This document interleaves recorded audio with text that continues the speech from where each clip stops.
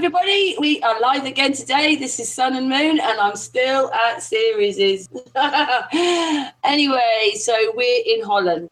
It's Pyramid and Ancient Site Talk today. And on with us, we have Patricia, we have Angel, and we have Artis. And I think Artis is going to start today. There's Angel. Hello, Angel. Hello, Angel. Hey. Artis is going to start today, aren't you, Artis? Yeah, that's fine. And so I think we're presenting a map which you've got, and you're going to talk about an island called Kefalonia. It's one of the Greek islands. There's a row of islands. There's Corfu, there's Lefas, Kefalonia, and Zante. There's some more islands as well, but those are the main big ones there. And on the, I suppose, what is it, the left side of Greece. Yeah. I forget what they're called because they're a set of islands and they're called something. But anyway, Artis is going to talk about Kefalonia, which is an island up from Zante. Anyway, over to you, Artis. Thanks for the introduction, Karen. Nice. Oh. Yeah. Well, you can see over here, I wanted to present another mellitic structure on these islands. And as Karen already told, it's on the island of Kefalonia. And you can see the map over here. I put a circle around the island with an arrow, so you can actually see the surrounding countries like Turkey, Bulgaria, Albania, Yugoslavia. And this is actually the island of Kefalonia. And so you can see this, the darkest bits are the highest mountains, and then the orange bits are a little bit lower, and the green bits are the lowest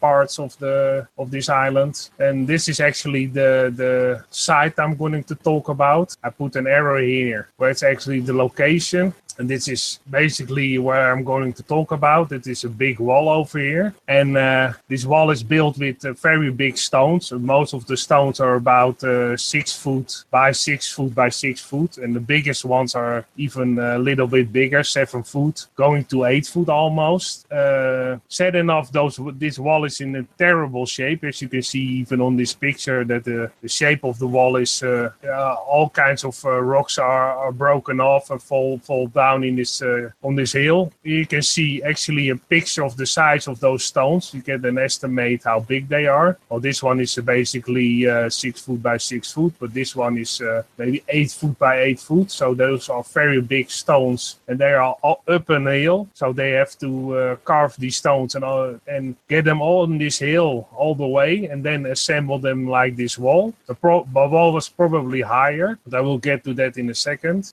Most of the tourists never see this site because it's not on a tour guide, so you have to find out yourself when you're going to visit this place where actually the location is. So there's again very little known about this wall of mellitic stones. In my opinion, this building technique resembles that of the most mellitic sites in Peru and Bolivia, because I think they have the same kind of construction is being used with interlocking stones and stones carved in a shape that almost fit together like a jigsaw puzzle. I can show you really quick a picture of that.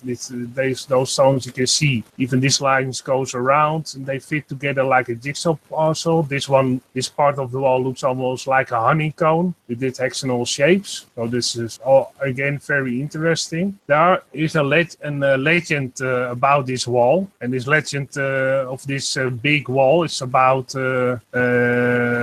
3 miles wide long, and then you have a section going to the west of the island that is about 2 miles long. So it's a very big wall altogether. And the legend goes like this. Basically, this wall is called also the Cyclopean Wall. So this is a one-eyed giant. So again, it was built by giants, and it's about this. They think it was built before that the Greek civilization started, because the Greek legends talk about these giants that built this wall. Again, it was built by a cyclops, this wall, and a giant cyclops. All the ancient legends talk about this cyclops that built this wall. Why they built this wall, there are speculations about. Some say that the giants lived in the higher part of the mountains and want to fence off their land named because they were attacked by the other inhabitants from the surrounding islands. So that is basically the legend of this wall. And some historians and philosophers believe that they were built by a race of giants, that maybe there were cyclops, as I say, but it's a speculation. It's again, you can see it's a very old wall. Sad enough, there was a 1953 earthquake in Catalonia, and it was 7.1 on the Richter scale, so it was a very big earthquake, and the center of the earthquake was very near this island, so it destroyed a lot of ancient structures over here, and also destroyed a huge part of this wall. Here you can see another picture of the wall, and you can also see on the left they added some smaller stones, so at some point they tried to repair it, probably when this island was occupied by the Romans, because the Romans made this island part of their Reich, it's called in German. They're part of their whole land that the Romans had. Later they gave it back to Greece again. Here you can see another part of the wall. They've put in smaller stones, all kinds of almost jigsaws, puzzle-shaped rocks, fit together very tight. Because of the earthquake, you can see a bit of gaps between them. Empire. You're muted. Sorry? No, you're not. Sorry. Whoops. Empire is the word. Yeah, thank you. It was part of the Roman Empire at some point. Thank you, Series. And when it was part of the Roman Empire, also the Romans took a lot of these stones to build their own temples. So again, in that time period, there was a lot of destroyed of these walls. Here you can see that it is actually built on an angle on the hill. And most of the rocks have fallen down. You can still see here is the wall going up the hill. Here you can see a view from how far the wall goes. Actually, it goes very far, and you can see also beside the structures you can see here a road, but they built it just to walk there. So if you walk here, you must be very careful because a lot of loose stones, and it's very loose, all those stones. So if you visit this site, you must be very careful that you don't fall down. Go with a group. That's the best thing to do. Here again, you can see the wall going all the way in the distance over here, and over in the mountain in the back, you can see the wall still. So it goes up and down and up and down. So it was very skilled builders that they built this wall, because it's very hard to build this on an angle on the wall. And that's why some of the stones are shaped a little bit different, because they had to build it on the angle of the wall. Here you can see some of the stones close up. You can see that most of the stones that didn't move by the earthquake fit together very tight. Most of the people who visit the site tell that the stones fit together so tight that you can't even put a credit card between them. Here you can see the state the wall is in. It's in very bad state. They didn't do any reconstruction on the wall. It was been this many years after the earthquake. They didn't do any repairs on the wall. So sad enough. You can see sometimes you see the wall in the background. You see those small fundaments of buildings still that there were around this wall. But what kind of buildings, it's not known. Basically, there's nothing known about this site. Only that ancient story of giants building this wall. And you can see the wall in the distance going up the hill. I have another one from land. You can see the wall going all the way over this hill. And they use some stones that fall down the hill to actually make some walls in the land. So they reuse some stones. Again, here you can see on the left side a better photo of that section. They try to rebuild with smaller stones. This other point of time in history, they tried to repair this wall. Again, you have a picture from high up a mountain. You can actually see how far this wall goes. You can see here are some things sticking out the wall, just like in a Chinese wall. Those shapes that point outwards. Now I have to go to some pictures. You can actually see some pictures of the wall, and that is in horrible state. I hope that someday they will reconstruct it, or make this a little bit more visible, and it's in so bad of a state. Very sad. I have to go to some pictures. Oh yeah, over here. You can here see that fitting of the stones in like a jigsaw puzzle. This stone goes on an angle all the way on top. I put it with a blue marker so you can actually see how strange of the sum of the stones are. This is on an angle. This is like an S shape. So they shaped all the stones before they put it on the wall. So none of these stones have the same size or shape. They're all different and they fit together perfectly. So they had a high knowledge of constructing these walls. And again, an ancient civilization, just like in Peru and Bolivia and Egypt. They have great knowledge of building and lifting those stones and make a wall of it. So it's again ancient high technology they used. Here again you can see a better picture of those interlocking stones, and probably they did this way of shaping the stones and putting them together like this to make them earthquake proof, because there was a big earthquake on this island, near this island, and still most of the walls are still like they were when they were constructed. So that proves that they are earthquake proof to some degree. And again, all those stones are fitted together without any mortar between them. Yeah, I'd have to say that bit about the earthquake's true, because I've been to Kefalonia, and in the 1950s, or maybe it was the early 60s, I can't remember now, 50s, early 60s, they did have this massive earthquake on Kefalonia. I thought it was 1953. There you go, I was right, 50, I'm just covering myself there. But yeah, so it destroyed a lot of the stuff that was there in the buildings, had to rebuild it. Like, carry on, sorry. Yeah, great edit to the things. Thank you, Karen, for that. Again, you can see another part of this wall. You can see those walls are very straight, very level, even though there was an earthquake. You can still see on the right side over here, zoom in a bit, it's very, and also fit together like a jigsaw puzzle. And then later added some smaller stones to it, very rough with mortar. It doesn't, it's not done very in a very great way. It's just very simple building like this. So they, in some time period, they tried to reconstruct it, but it was done very poorly. And what I also wanted to point out, you can see those bigger stones at the bottom. And if you look close to them, I will point it out and highlight it like this. You can see that this stone has an outward thing, and this has an inward thing. And you can see on this shape that those stones could fit together at one point. This stone fits exactly on that stone. This one is very smooth. It almost looks like it was machined smooth with a diamond drill or something, or diamond saw. It was very, very smooth. So they had the high technology tools to actually carve these stone and make them fit together, just like they did in Bolivia and Peru and Egypt. You can see a great example on how steep the wall is, how an angle they have to build these walls on. It's a great craftsmanship that you can actually build on this angle. And with these big blocks, you have to bear in mind that those blocks, most of them are 6 feet by 6 feet by 3 or 4 feet. And some of them are bigger. They are 7 feet by 7 feet by 4 feet. So they are very big stones, and actually build it on an angle in just a so precise way. And again, all those stones have different shapes and different sizes. Not one stone is the same shape. So it's a great craftsmanship they used on this island. Again, you can see it from a distance. Sad enough, most of the stones are, by the last earthquake in the 50s, all fallen down this mountain. And that was the presentation of this huge wall that is about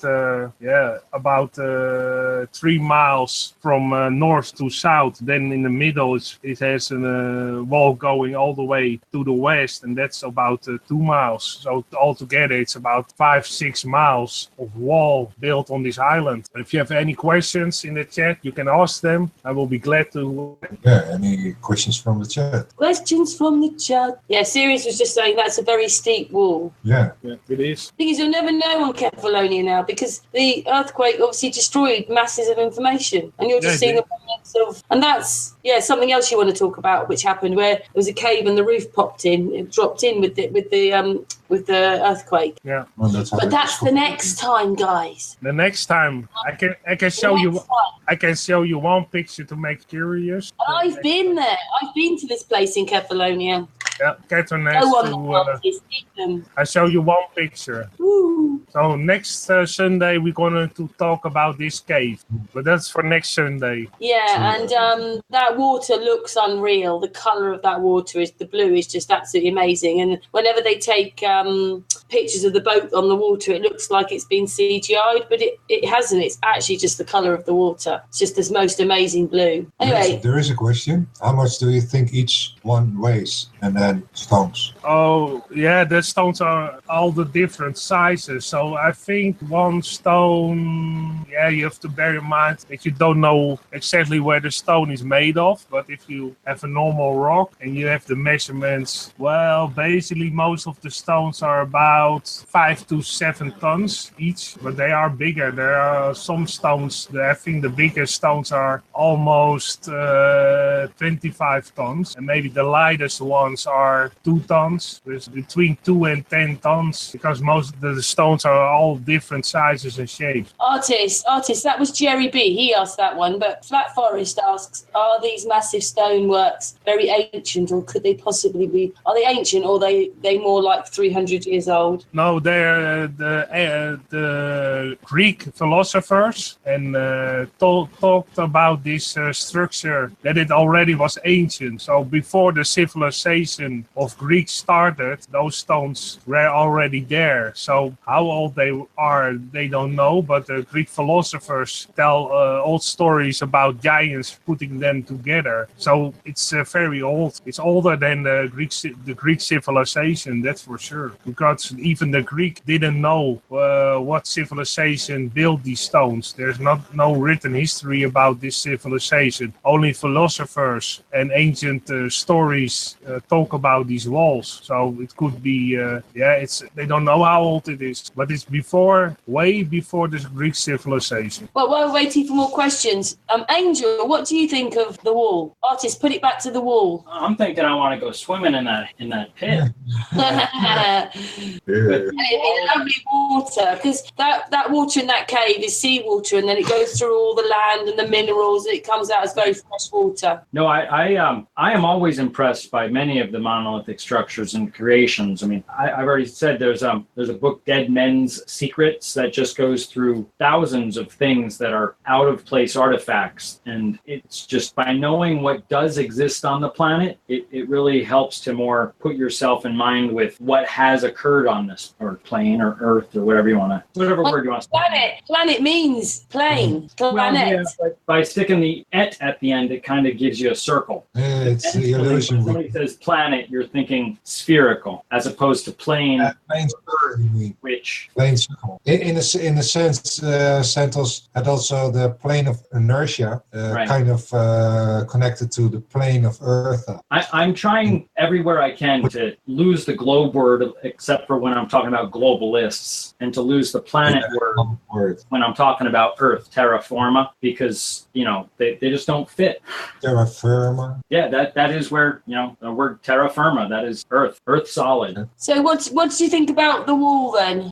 I think I know what you think about the water. I personally would think that if they did some testing on it, I think if they start doing testing on many of these monolithic structures, they're going to find out that many of these are poured and or fabricated as opposed to quarried, which could compensate for why they fit so well together. And I think they built them in their funky patterns just so that they would dog tooth in and stuff like that, so they would survive earthquake and stuff. But that's how I look at it. But really, that takes somebody taking a little, chunk of it and doing some testing on it. You need to look for obscure, fine metal particulates, bubbles, and or water infused within the rock. And all of those will demonstrate that they're fabric. But I mean, it shows a level of technology above what we give them credit for, above what taught history gives them credit. Yeah, thanks. Thanks, Angel. I think just the same like you do. I think even those stones over here look in the detail, look poured, because they have those lines over here, Artist, there's a couple of more questions for you. It's from Jerry B again. He was saying, did you actually find that the wall was square or round, or was it just a straight wall? It's I can show you the wall if you have some time. I can pop it up on Google, and you can see it's built built on an angle. It's not straight. It's just round shaped, and some parts are missing. But I can quickly see if I can find it on maps. If you just have a second. Kind of while you're looking at it on maps, does it form any structures kind of like the Nazca lines do, where they draw a picture even if it's just circles and squares and stuff, as opposed to bugs and trees? Yeah, the wall doesn't fit with the mountains. It's just like they build it like the mountains weren't there. That's very interesting. Oh, he's going up the wall. Oh, you mean because of the line of the wall? It's like they built it out, but they don't care about the land at all, sort of thing. Is that what you mean? Yeah. Huh. I have to start here. Yeah, I was noticing where the top of the wall looked to be at a common elevation, where the ground it is upon is not. Someone's saying it might be. Jerry again says it looks like it might be part of a castle. No, it isn't. It's way.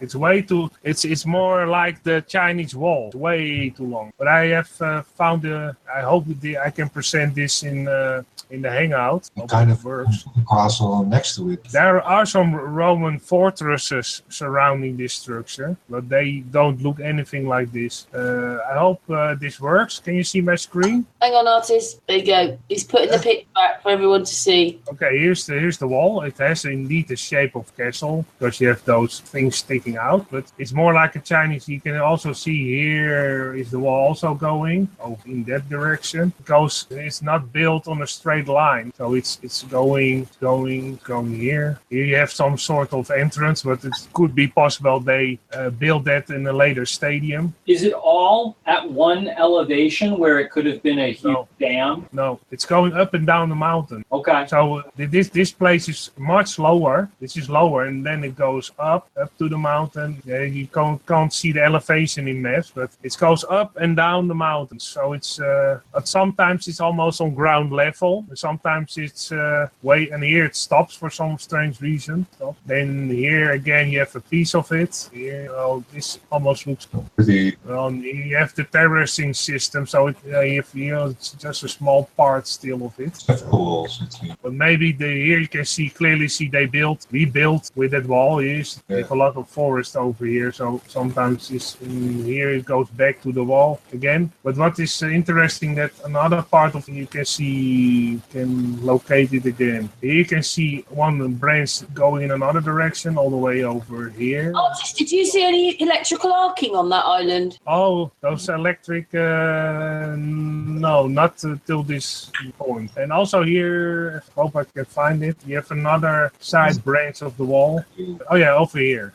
Here it goes again. This is also part of that wall. If you go to over here, it stops, but you can also see here on the trees. So maybe... Is it a kind of city wall or something? They don't know, because the highest point in this valley is not... the highest point is not over here. This is actually, it is a hill. It's not even considered a mountain, I believe. But if you have the highest mountains are over here. These are really high mountains. Sometimes they do put walls around fortresses, though, don't they? No, so this over here, it's near the coastline, and this wall, can you see my arrow? Yeah. The wall basically goes like this shape over here, then it goes here a bit, then it goes here a bit, then it goes here a bit, all the way to over here. Oh, it's like they're actually shutting off one part of the island. I hope I can find the part over here, but it's very hard to find that last part, but there is a part over here somewhere.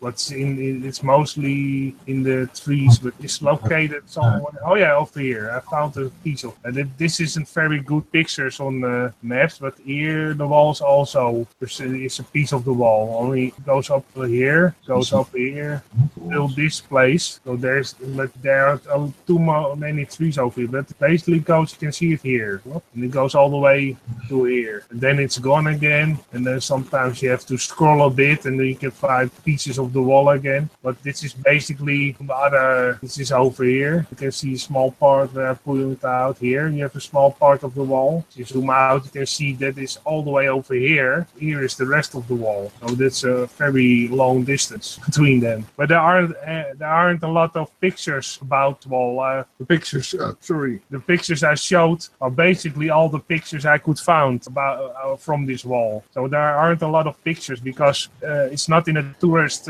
guides, this wall.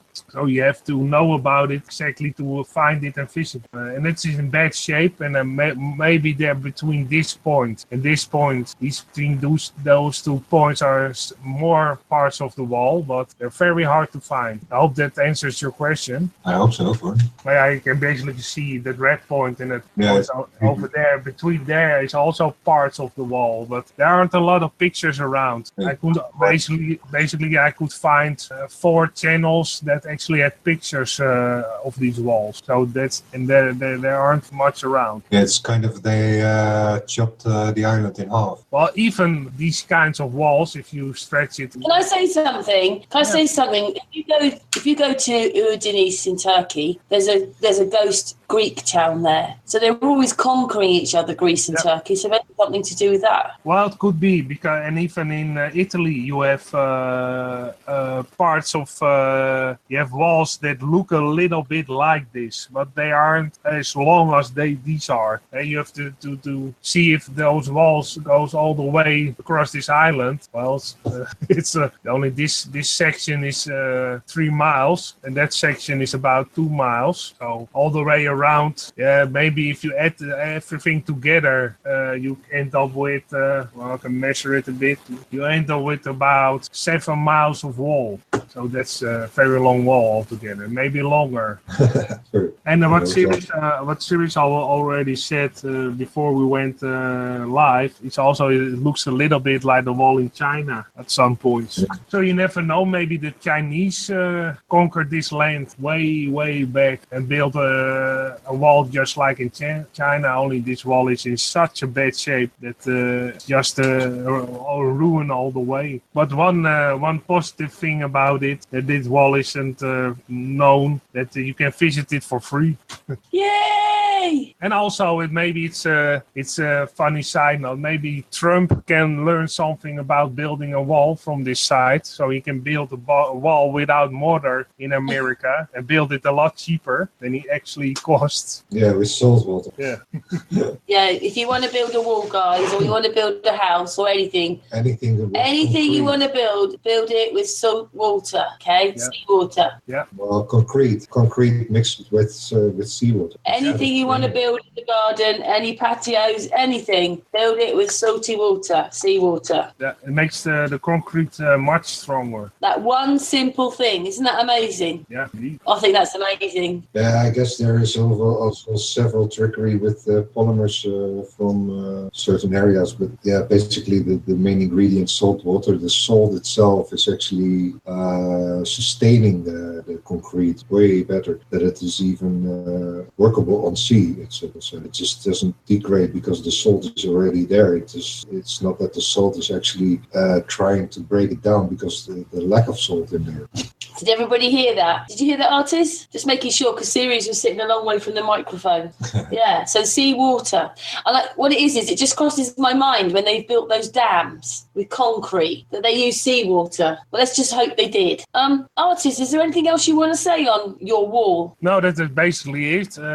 It's always people can do more research themselves, but I was try to present sites that are lesser known in the world, and actually show the people that there are a lot of ancient sites that they won't teach you at school, that there are those ancient sites, and they tell you a made-up story or story that doesn't fit the structure. And I present these ancient Neolithic sites just to show you how many of those sites are actually on the earth, because there are a lot, and that they also often are built with the same ancient technology and the same type of building skill. So it's very it's a great thing that. And just more about the world that you don't know. And you're next week going to do the one about the cat. Well, it's turned into sort of cave, isn't it? With the roof off. It was a cave anyway, but the roof's caved in. I forget what it's called now. Artist, what's it called? What's it called? Of my head, but it's basically a cave on this island, and in the 1950s there was an earthquake around 1953, and actually the ground caved in, and they found a cave caved beneath the bottom, and that cave is very spectacular, and it has. They also found ancient artifacts in the cave that look a lot like Egyptian artifacts. So that's very interesting, but I have to do a little bit more research about that to actually present a good presentation about it. Yay! And that's next. Well, yeah, we're going to do it next Sunday. Are we doing it next Sunday? We're doing it. Yeah, that's fine with me next Sunday. Yeah, because Angel won't be here next Sunday, will you, Angel?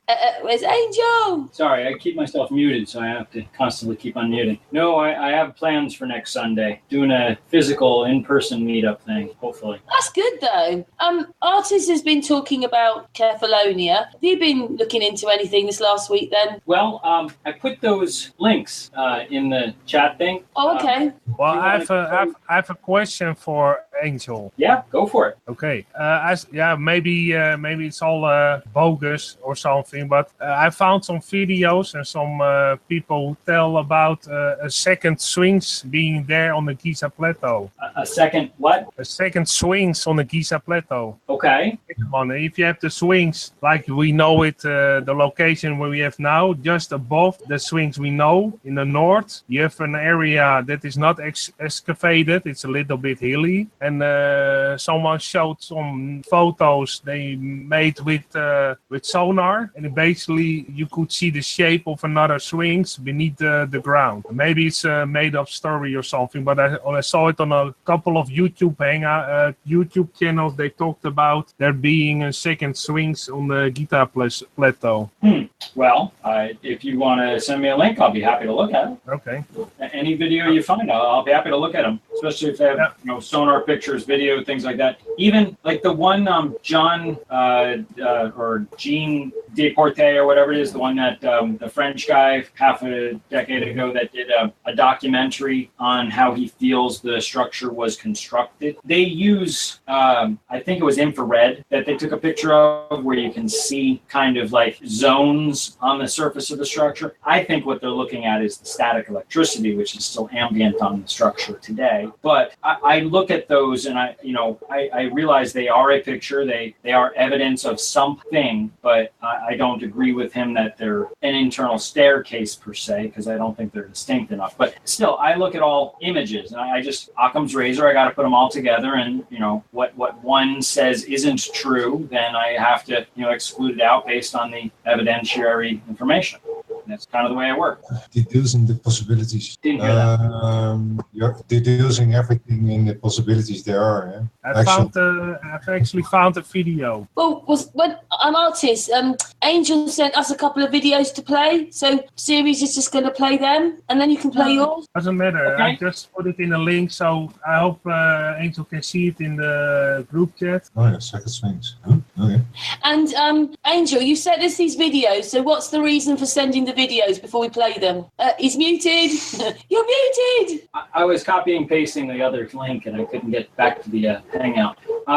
They are showing repeatable scientific experiments showing the differential between ground energy and a higher plane energy, kind of like what Tesla said. And they are repeatable. The two different people using a like type device to show work. Like, have you guys seen where you get what looks like a light bulb and you put fins of metal, one side painted black, the other side reflective, and you just put it in the sun and it'll start to turn all by itself? It's just that nature has energy all over the place. We just, because it's so little trickle amounts of energy, we kind of ignore it. But this works on trickle amounts of electricity, and go ahead and watch what it does. Hi, gang. Here's my Corona motor running on atmospheric electricity. There's just a wire extending up from the Corona motor high high up into the air. It took a few tries and the enormous help of a friend with a large enough hexacopter, willing to lift the wire up. And as you can see, it works. The motor is called a corona motor and is an electrostatic type of motor. Atmospheric electricity isn't powerful enough to run an electromagnetic motor, the type you encounter every day. Wires connected from the earth ground to one side of the corona motor, another wire is connected to the other side of the corona motor, and goes up into the sky around 120 meters, or 390 feet up. The top end of the wire goes to 6 sharp points, made of 6 sewing pins. The fishing line, around 4 meters, or 13 feet long, goes from there up to the hexacopter. That's to minimize or eliminate any effect the hexacopter might have on the atmospheric electricity. It took a couple of trips out to large fields to work out all the kinks. Here's setting it up on the first trip, starting with the corona motor. For a ground connection, we pushed some thick copper wires into the ground, and then connected a wire between that and one side of the corona motor. Another wire was connected to the other side of the corona motor. That one will go to the wire that will be lifted into the sky. The wire that will be lifted into the sky starts out on this spool with a hand crank for winding it back up afterward. The next step was to connect the other end of that coil of wire to the sharp pointed part. The connection is made of this white plastic piece. Here I'm connecting a part with just 2 sharp points, but later we switched to using the part with 6 sharp points, with the theory that the more sharp points there are, the higher the electrical current will be. Notice the fishing line that's also attached to the white plastic piece. With the hexacopter sitting upside down on the ground, the other end of that fishing line is tied to the bottom of the hexacopter's frame. And here we all are making final preparations for liftoff, and then liftoff. Here's the hexacopter hovering at just 21 meters or 70 feet before rising higher still. And then we continue rising. Notice that we're using 26 gauge enamel coated wire. To meet the safety guidelines here in Ottawa, Canada, the hexacopter has been programmed to go no higher than 90 meters or 300 feet, which it reaches in probably under a minute. Once the hexacopter is hovering around 90 meters or 300 feet, I connect the other end of the spool of wire to the wire that I connected earlier to one side of the corona motor. You can see there's still plenty of wire left on the spool. The cylinder on the corona motor should now start turning, but it doesn't. I try various adjustments. I do get shocks though when I touch the high voltage parts. The smaller pinwheel type corona motor might turn with this voltage and charge, but not this large one. We try 4 attempts altogether before all the spare hexacopter batteries are discharged, and we call it a day. For the second trip, we put the corona motor up on a plastic crate to get any high voltage parts away from the ground. The first try is with some plastic insulated wire this time. To improve the ground connection, we pour water around the ground wire, wetting the ground. I even use myself as part of the ground. But on the first and second tries, and with all the adjusting and fiddling, corona motor cylinder still doesn't turn. Here's the third try before liftoff. Notice that we're using the 6-pointed part at the top of the wire for these attempts. Also, the plastic insulated wire turned out to be only 70 meters or 230 feet long. So we switched back to the enamel insulated wire. But shortly after liftoff, we have a break in a connection at the spool. Okay, we'll come back down. We disconnected. On the fourth try, and with our last set of batteries, it works. Hey!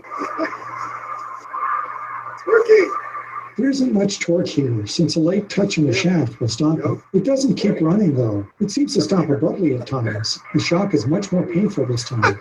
I soon realized the problem is that one of the cylinders is too close to some nuts and bolts inside at this end, and sometimes touches. Once I pull it away, it works great. That was the last kink worked out. Oh, nice. Oh, nice. Oh, I'll just give you lots of grams. So why did it work on this try? Looking at the hexacopter's data afterward, we saw that something went wrong with the programmed height limits, and it had gone as high as 120 meters, or 390 feet up. With atmospheric electricity, more height means higher voltage, and possibly there were more ions at that height too. But since that's above the 90 meter or 300 feet limit, that ended the experiments with this corona motor. But we did succeed in our goal of powering an electrostatic motor using atmospheric electricity. Well, thanks for watching. See my YouTube channel for more interesting videos like this. That includes one on how this powering with atmospheric electricity works, one showing this corona motor turning much faster and with much more torque using high voltage power supplies. And sort of related, one about a gravity light that powers LEDs using a falling mass. And don't forget to subscribe if you like these videos, or give a thumbs up, share with your social media. What I wanted to point out in that reason that picked that one, there are shorter versions of it that actually go into more follow the dot type thing. But it shows how if there's anywhere where it can arc or short out, as he pointed out, it will. Electricity will take the path of least resistance, which is part of the reason why the structure wire, the Giza pyramid, is engineered the way it is engineered, is to keep the two differentials separated until you get them into the Queen's chamber where you give it the path of least resistance. But that's either way. But this really just demonstrates that there is energy up above us, and we just ignore it because it's trickle amounts. Differential is there, so you can actually connect those two through your wires and make your own circuit. Yes. Yeah, ground and air. Or if you had like a copper roof, you could do like electroplating and or making your own colloidal silver. But, all that, people had copper roofs before people knew what electricity was. So they just wasted their money, I guess. Yeah, kind of. The second video is also the same kind of thing or something else? Yeah, go ahead. It's another person that actually made a more industrial version.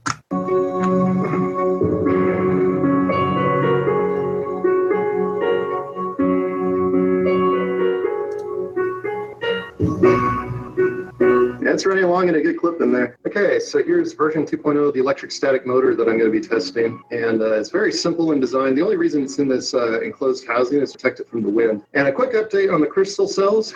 This morning it's in the teens, and that's Fahrenheit. So it's just been freezing cold. These things are frozen solid, but they're working here. And these, I'm going to, as soon as it warms up, it's just been too cold to build these lately, but I'm going to build the rest of these to make the 15-volt crystal cell pack. Okay, so this is version 2.0 of the atmospheric electricity-powered electrostatic motor. And I've got the line running up to my hexacopter, and man, it is just running this motor along. Nice. Look at that. Very, very smooth. So very encouraging results so far. Same setup as before. I have the sky, which is the positive, coming into this side. It's not actually touching anywhere in the electrostatic motor. And then I've got the negative ground connected over here. So positive from the sky, negative to the ground, and that motor is just running along just fine. You can see the hexacopter is still climbing a little bit. Now, the reason I'm using the hexacopter, folks, is because it's cheaper than helium and other things for me at this point. I have a GPS lock on my hexacopter, so I can just park it in the sky and do tests. And very, very fascinating. So that's it, running along. So yeah, the next step, I want to create a small transformer, a step-down transformer and a spark gap, and see what I can do with that. But anyway, very encouraging. So I just want to demonstrate my electric static generator. At this point, I don't own a Van de Graaff generator. I haven't built anything like that. So I'm using a piece of PVC pipe and a silk scarf. That's all you need to test electric static motors. So I've got the ground line coming down here to the ground, the positives up here to this little wire, which is acting as a collector, and then the motor. So let me just show you how easy it is to create some electrostatic electricity to test the motor. So I'm just going to rub the pipe here, and you can see almost instantly that motor starts spinning. And that's a wireless electrical field coming off the PVC pipe and being collected and brought down to the motor. So very simple way to create some static electricity. PVC pipe, piece of silk cloth, and you've got all you need to test electrostatic motors. So there's been some discussion in the comments on the YouTube video threads about whether this is being powered by radio stations and their electricity they broadcast through the air. So unless your radio station is broadcasting with Van de Graaff generator with electrostatic electricity, it's much more likely that it's the naturally occurring atmospheric electricity that Benjamin Franklin tapped into with his kite that's been well documented and well tested through the years. So just want to make a point on that. You can see the construction of this particular motor. There's 4 strips of aluminum foil. I'm using aluminum heating duct tape. It's adhesive on one side for that. So I just cut and glued down 4 strips along the rotor. I've got these little points cut in the aluminum foil on this side and this side. And the whole thing is making no contact at any points. So this rotor is completely free spinning. There's no contact on either of these strips. But if you read any of the books that talk about electrostatic motors, you can come up with all of these basic building principles. Okay, so one other quick book review. Since my last video, I ordered another book from Amazon, and this one's called Electrostatic Experiments by G.W. Francis. And the reason I got this book is I was researching Dr. Oleg Jefimenko, and he edited this book.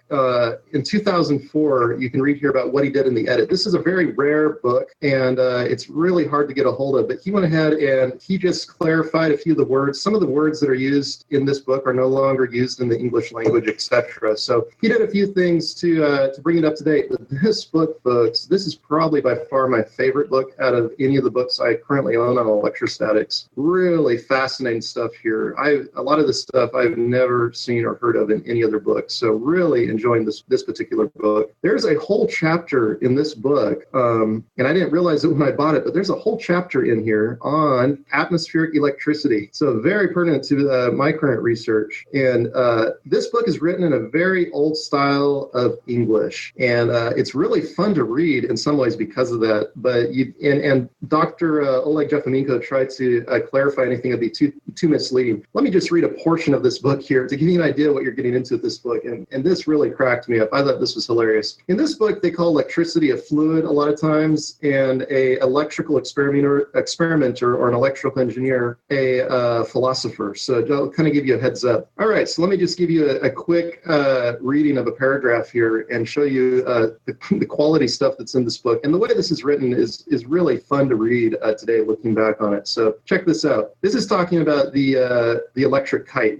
harvesting atmospheric electricity with a kite. And it says here, no philosophical instrument is more simple in form and easy to construct than the electric kite. Yet no one needs more care in its management. To fly it when a thunderstorm is approaching would be attended with the greatest danger, unless every precaution be taken. In this state of the atmosphere, the rising and lowering of the kite requires the utmost circumspection. To let the string wind out immediately from the ball in the hand, making thereby the body part of the conductor, is too venturesome. The string should pass over and touch an iron railing, or through a ring fastened to a metal rod driven deeply into the ground, whilst the person who holds it is placed upon a dry, glass-legged stool, or otherwise insulated, for example, upon a pile of books or paper. When upon a sufficient height, the remainder of the string may be fastened to a key, and the operator is then able to remove himself to a safe distance. It is advisable also that the electric fluid should never be introduced into a dwelling house, for a thunderific agent to tamper with, and once invited into our house, may occasion dreadful damage ere it be allied. Quality stuff here, folks. And man, those old-time experimenters, those guys were a whole nother league in an adventurous spirit and a very inquisitive mind. And they tried all kinds of stuff and really, really enjoying this book. So just thought I'd mention that. Check it out, Electrostatic Experiments. I'll include the link to this book and anything else at laserhacker.com. I'll go ahead and add to my last post on atmospheric electricity, include the link to this book, and maybe some stuff on how to build electrostatic motors. And like I said earlier, I'm going to go ahead and try to come up with a design for a 3D printed electrostatic motor. I'm going to start to research the antennas. I've heard reports of electrostatic motors running from 20-foot antennas. So rather than just running a line up in the air of my hexacopter with no antenna to speak of, I'm going to go ahead and start creating some really needle point arrangements on an antenna and see if I can't bring in the atmospheric electricity at a much lower elevation with some PVC pipe antennas. So anyway, I'm going to keep experimenting with all this. As soon as it warms up, I'll get back to building the rest on my 15-volt crystal cell. It's just been too cold lately, so let's all keep experimenting and sharing what we find. What? Awesome. What? Now, had known about this prior to today? Sorry? Say that again? The knowledge, the ability, like physical experimentation showing that is power all around us. Yeah, for sure. Yeah. I've followed these type of studies a little longer already, especially the antenna stuff. Because when I try to talk to people about there's less patterns as well. So when I try to talk to people about the pyramid, and I tell them there's energy up there. That's how lightnings happen. And you also point out, or he pointed out, if Benjamin Franklin did the experiment the way Benjamin Franklin is dictated to have done the experiment, which is opposite of kind of what that book shows, because you don't want to be part of the circuit, which is what they say Benjamin Franklin did. And I tell you, he would have been dead. They kept your mind focused on large amounts of electricity and away from trickle amounts, because there's trickle amounts of electricity all around us, and they really don't want you to know that. Nowadays, we have capacitors. We can take that trickle amount, pool it together, and make it a larger amount. And this gentleman like that guy who's doing physical experimentation, I'm sure soon will come out with something, an antenna you can stick in your backyard and charge your cell phone for free without the use of a cell phone or with a solar panel or something. And then somebody else will amplify it up, and before you know it, we'll probably have houses running on it. There was a gentleman in the mid thing, that had the same idea with the dropper system, where you can create a spark and catch the spark actually in a capacitor. Right. It's 60,000, but it's a lot of. He's working on it. He's got a motor there. But if you have a motor, you can also capture the electricity as opposed to just expending it. Right there, he's just expending it to show that it's there. But if it's there, you can catch it. That's what capacitors are, Leyden jars, batteries, blah, blah, blah.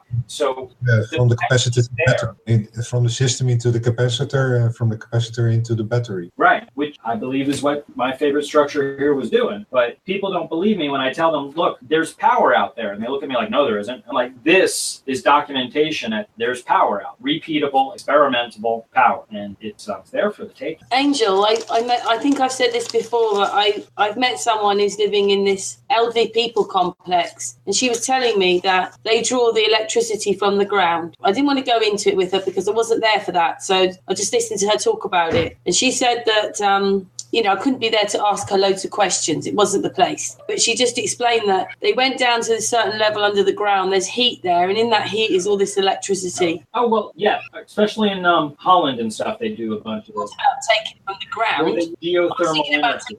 We were taking it from the ground. Yeah, the thermal stuff. Yeah. The same idea as, wasn't that the same car builder? The free energy guy with these particular lights he had outside the door, and then inside he has a kind of pressure system where through the heat, actually what was drawn out of the atmosphere got really compressed or something, where the heat actually went extreme enough to tap in that particular heat system, and that cooled down. And then you know why we made Freon illegal, right? Freon boils. What? Freon boils at, I think, 60 degrees or something like that. 40 degrees? I think it was 40 or 60 degrees. I think it was 40. But that's in most of the planet, said it again, most of the Earth we live on, that is, normal temperature is above that. So no matter where you are, except for on top of a hill or something, Freon will boil at ambient temperature. So you could utilize that. There was a gentleman who just utilized that fact instead of like how we throw coal into something to boil the water to turn a turbine. Nature to boil the Freon to turn a turbine, and then that would, since you're using nature, the turbine would create the energy that would actually be used to compress it. So you kind of had to kickstart. But once it was doing, nature was applying enough energy to boil the Freon, and the compressor would be compressing it, and they actually developed an energy source, and he was using that. He just said you can use this to heat your house even in cold winter, cold. So Freon, somebody look up where Freon boils. It's some unbelievably low temperature. It's above freezing point of water, but a normal temperature, 50. So at 60 degrees, you could use the Freon to heat your house just by letting nature give you the heat from outside, just like it is. Yeah, transfer. If you have a match and you're holding a match in your hand and you have a tub of water that's room temperature, the tub has more heat than that match, even though the temperature of the match is higher. There's more energy in the pool. So everything has to do with the energy. If you take away the heat source, it would all go down. So which one has the more energy? And the Freon is getting the energy from outside because there's heat outside, even though it's cold for us. You go outside, ooh, it's cold, but there's still, the Freon would boil, and it was free energy. So because of this, and because he publicized it, they made Freon illegal. And now we use something that doesn't boil at ambient temperature. You actually kind of have to press it. So, it's just every time you do something, I told you about the car, we showed how you could drive across the country by vaporizing your gasoline, and they came out with injection engines in our car. And then you show how you could add a hydrogen fuel cell, and they came out with, electronics in there that won't let you do that. It's like everything you try to do, they give you handcuffs and tell you it's for your safety or fuel efficiency. Yeah, everything in the mining control is just killed. We know it's just sick. If we went backward and we used a carburetor, much simpler than fuel injection, and we used a vaporizer, we would get much, much better fuel efficiency if we stuck with petrol. If we went with, I'm not a super duper fan of electricity because the battery has a nasty end of life. I am honestly more a fan of compressed air. I think I already pointed that out to you. But people in their egos like high torque, and that's where battery and petrol give you higher torque. But I am a fan of cracking cars, putting hydrogen fuel cells into cars. But I think we should work on making a more efficient engine. But like I said, all the engine upgrades were kind of a handcuff to stop somebody else's idea. I believe that oil has always been a way of controlling, and patents are not there to protect the maker or the idea. It's just to be able to steal it from you. Yep. And actually make the big corporations the owners of the idea, so they can actually rule out anyone who wants to make it for themselves. Even that. Yeah, no matter if you actually come on the idea yourself and figure it out yourself, it's kind of illegal within the corporation. And as long as we are corporate entities, it's a big mind game. I really ourselves within the corporation system. We keep actually undermining ourselves, and that's how I figured everyone wants to go public with it. Kind of wants a sort of company what produces the product so everyone can buy. But that part is actually where they kill the whole thing. Actually sharing the idea so everybody, instead of being dependent on getting a fish, learn how to fish. Yes. And catch shells. And that's the only thing what will work. Just for building the new system, you can't break down the old. You can only build a new one and leave the old for what it is. It will destroy itself eventually. It's all about sharing this information so that people can actually understand it themselves and do it themselves and get out of this. The great reasons I like videos like that, because if somebody can say, "Oh no, that ain't real," and they can try it for themselves, because it is a repeatable thing. You can even just fly a drone up there with a big long 30 gauge wire and just make a spark every now and then when you're touching the ground. Just make one spark every now and then because it has to recharge, and you can do it. It's kind of like the same thing, walking across the rug and touching the doorknob. Walk across the rug, touch the doorknob. You just have to regenerate, it's just a little spark. It's not going to be a lot. You're not going to arc weld with it, but it's a little spark forever. That's the thing that you don't get. It's one little spark every 30 seconds or something.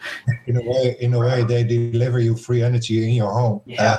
50 hertz, in my case, a 50 hertz 220 volt system, but the 50 hertz itself creates such an EMF field around the wires that when you wind an antenna around it and connect that to the earth, you actually have a 50 hertz power line there. And the way you wind is how efficient you can make it. And with one row, I can create a single milliamp on 220 volts, enough to, I've built up to 10 milliamp or something, and I could burn 3 lamps of 30 milliamp each and 15 of 25 LEDs who each use 5 milliamp. So you just burns them. And it only uses the actual voltage it uses. Right. Have you thought about just keeping it DC? Much more efficient. No, it's AC to begin with because of the 50 hertz. You put it through a diode bridge to make it DC, the direct current. Right. And that's how you have both, actually. If that's how you start it and that's how it stays efficient, then work with it.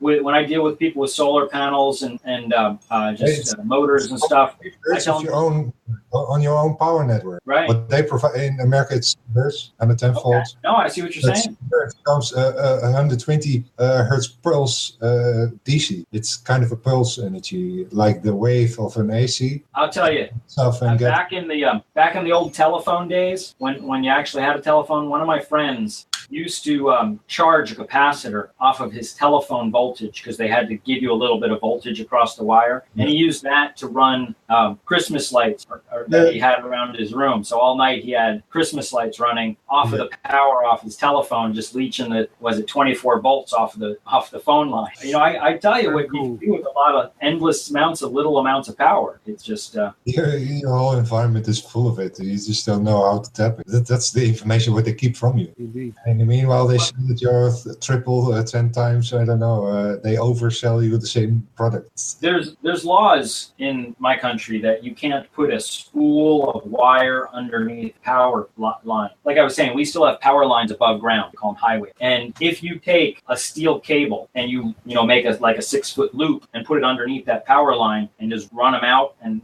just have those two things, boom, that's power right there. And you're just leeching it off the power line. You don't even have to physically connect to it. EMF field, yeah. Right, you're just getting power. So they deemed that illegal, but it doesn't mean it doesn't work, and it doesn't mean you can't do it. So it's just the biggest excuse I get from people is I can't run my water cooker on it, or something what really needs amperage. Yeah, but that doesn't mean that the power itself is useless. You can finally build it up that you can actually spill it in a single second. But you can also use hardware what just doesn't spill that. The micro, right. All the microelectronics. It's all low power system. Well, that's one of the things I was saying is to use a low power system. Well, you can actually skip the transformer and directly put it on the circuit.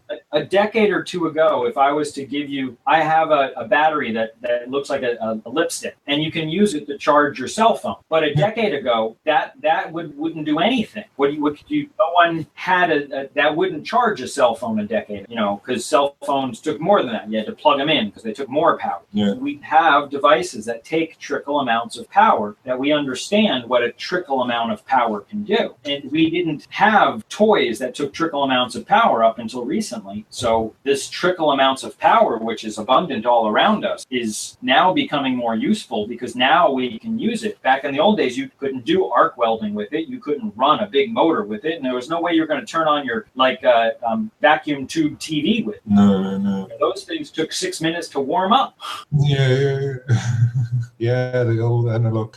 And if I remember correctly, the capacitor in the back of those things, they would hold a charge for 6 to 12 months, depending on how good they were. Yeah. You might actually want those back again because those are very useful for actually collecting your power. Yeah, they were very well engineered machines, toy. Now, granted, we were taking those electrons and throwing them at the cathode ray, tube. But if we just everything else inside of there was very well engineered. Nowadays, they're this is a PC board that looked like this. This is the whole remote, all on one little PC board. That's the whole thing. It's amazing how small and trickle amounts of power we got these days. It didn't come as part as easy as I wanted to. Power.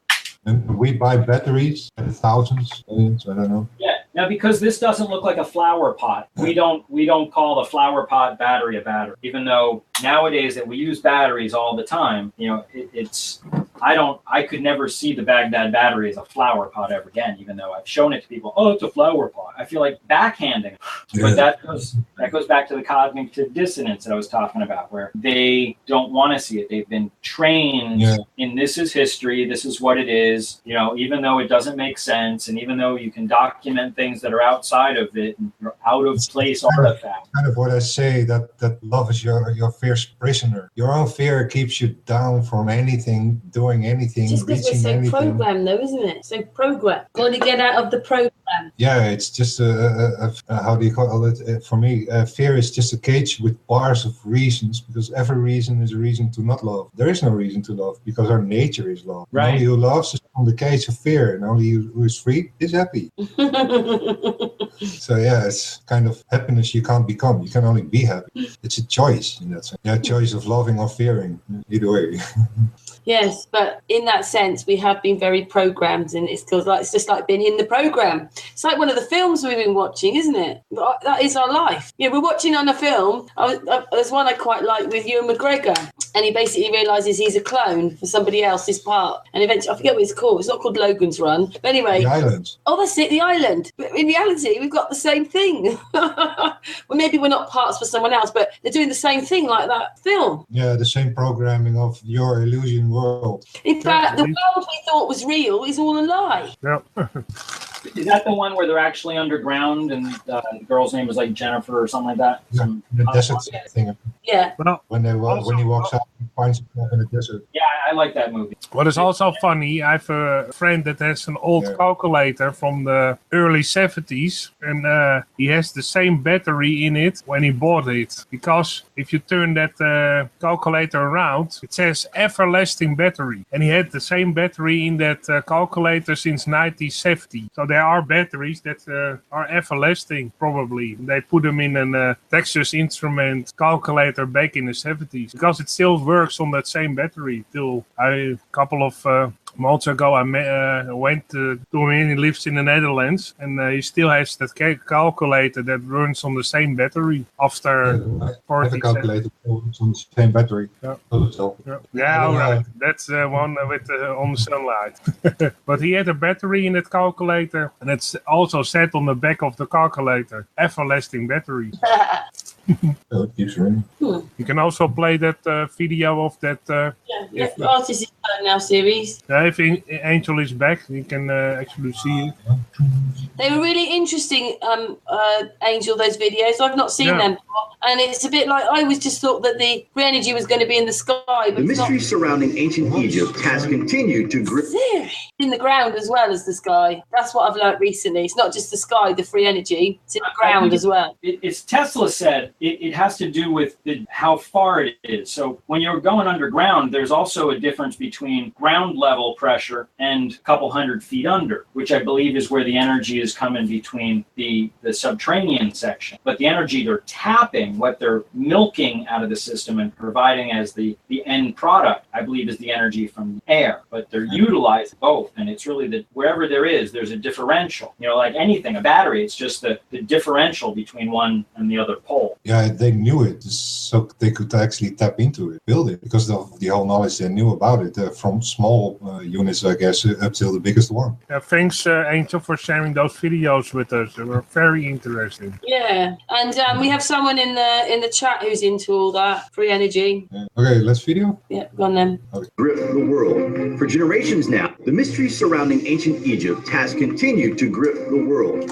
For generations now, our obsession with the ancient wonders that are present in the region has refused to diminish. We continue to search for the secrets to the answers we know very little about. That is fact, We know very little about the ancient buildings. Most people don't know this. Most of us accept the idea that the knowledge they learned is fact without doing any sort of logical thinking on the matter themselves. The history we think we know is nothing short of a lie. When we consider the world is filled with structures that are thousands of years old, yet engineers all around the world are dumbstruck as to how this was actually achieved with primitive tools and primitive thinking. The answer is, of course, the fact that there was a lost global civilization that existed on this earth many thousands of years before the timeline of what we are told actually begins. We obviously never went from caveman to building pyramids overnight, yet this is what we are meant to believe.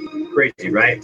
Anyway, guys, we wanted to bring your attention to a possible second Sphinx in the Giza Plateau. Wait till you hear this. Okay, so 2 Sphinxes at Giza. Where is the evidence? What if we were to tell you that an analysis of ancient history and in-depth studies of archaeological evidence actually does suggest that there should be 2 Sphinxes here? This means there is one still buried in the sand, and a possible candidate to the legendary Hall of Ancient Records could be represented here after all. Not only did the ancient Egyptians mention the second Sphinx, but so did the Greeks, Romans, and Muslims. So the fact is, we simply have not rediscovered it yet. Could the second Sphinx still be in a preserved state, unlike the reconstructed Great Sphinx, which is still standing? Imagine the kind of secrets it could still hold. When we think about the ancient history of Egypt and the Sphinxes that have been found across the region, then you always find evidence of pairing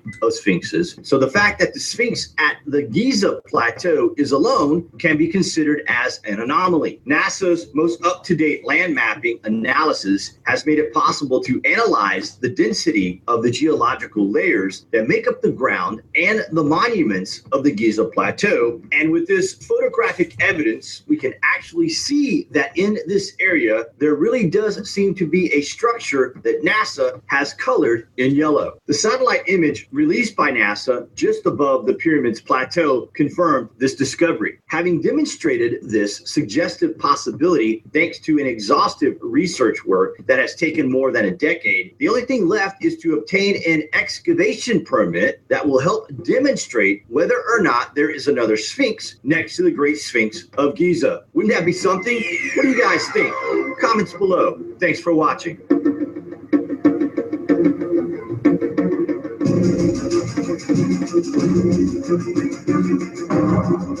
Oh, artists. 2 Sphinxes. Yeah. Well, it will be very interesting what Angel's take on this is. Haha, Angel. I'd like to see him actually go dig in there. I have nothing against it. I think it may wind up they're looking for a hall of records that I believe would have been underwater, so I don't think it is really going to be a hall of record. Although, if it is a hall of record, probably has a bunch of grooves and stuff on the wall, because it's more than likely written the same way the messaging within the pyramid itself is written, with math instead of with words.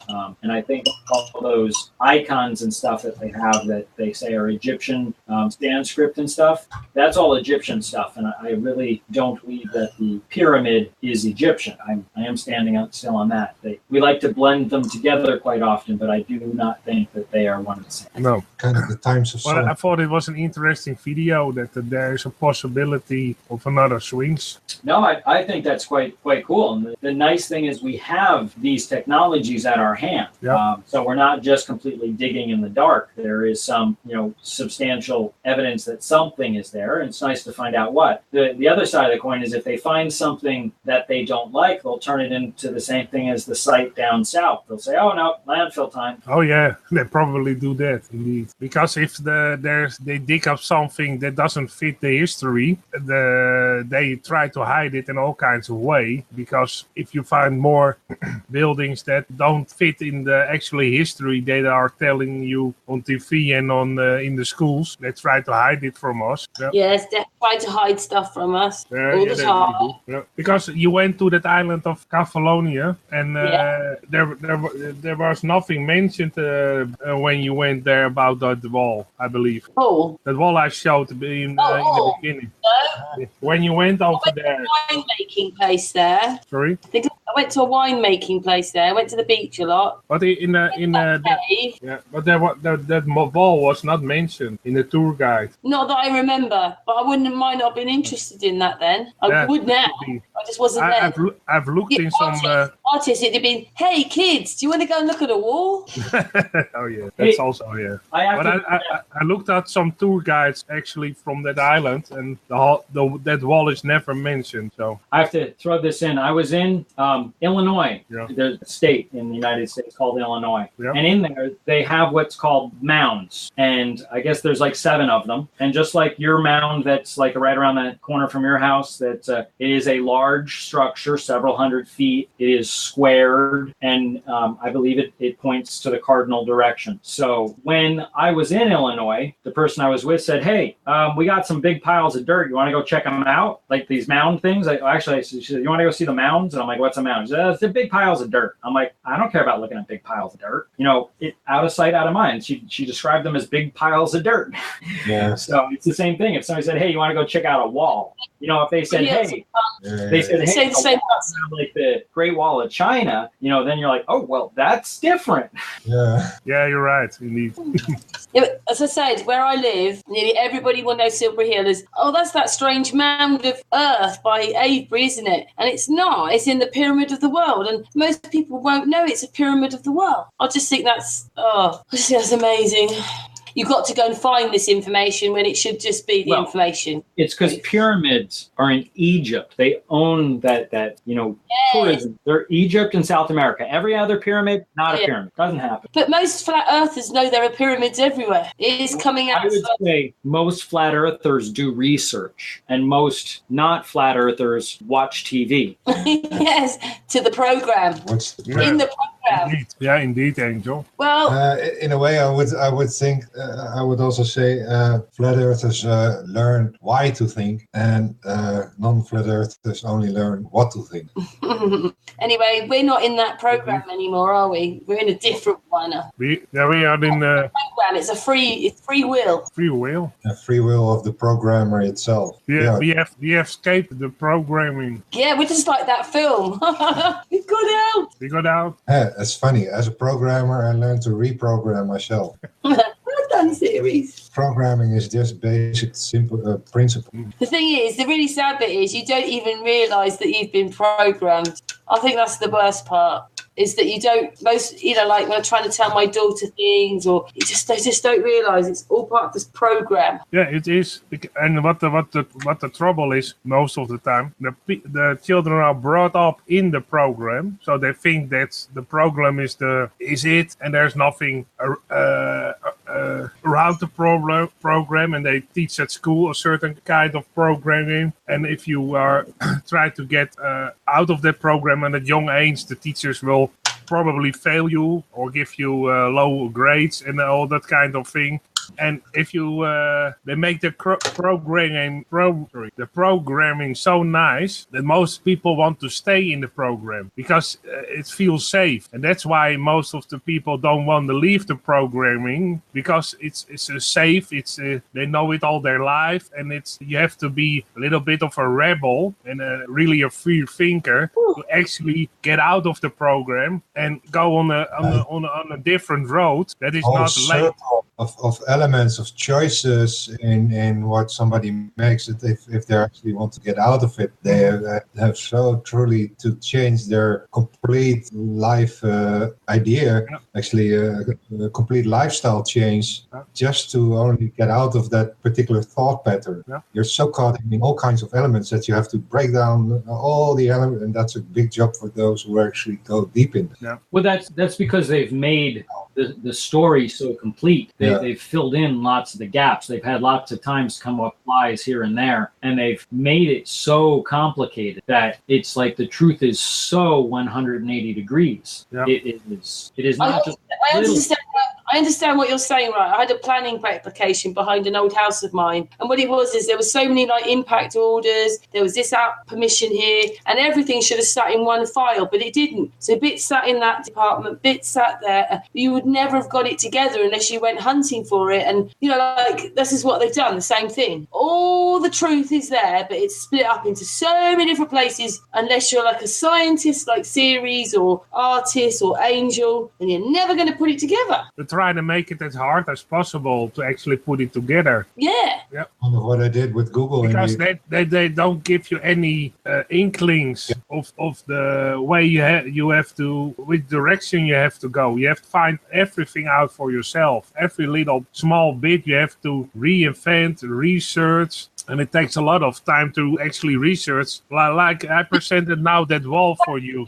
Artists, because none of us are going to believe. If you don't try and research or do some of this yourself, you're never going to believe it anymore, because it has to be repeatable. Yeah, in a sense, you have to at least tie yourself into a part of the tree of knowledge, in the sense that you can actually realize there is a tree of knowledge of where you are part of, in that sense, in a sense of that you have a network of people who contain the rest of the tree. Yeah, indeed. The community between the network is actually sharing the views between the sciences, so you can actually figure out what the whole truth is, instead of separate as if one is only true and the other not. I mean, the only thing we can do is actually learn up everything as knowledge and see what it actually means, figure out what we can do with it, what we actually can do with it. Yeah. Well, artists is starting finding the wall around the world. Maybe. That wall, if you really stretch your imagination of that wall goes all the way to Italy, all the way to Turkey, all the way to Iran. So oh my goodness, really? It's that, but I don't have evidence for actually. Oh my goodness, Angel, what does this mean? The wall goes around the world.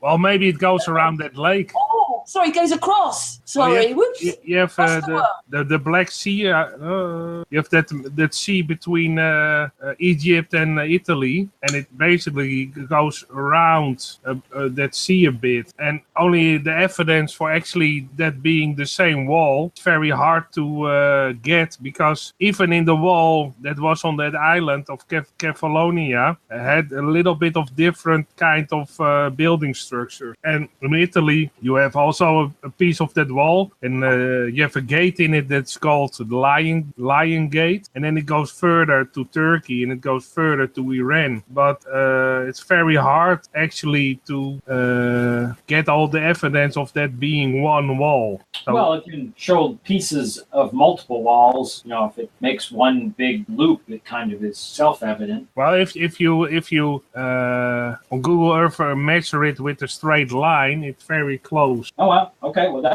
that's pretty evident right there. I think it's amazing.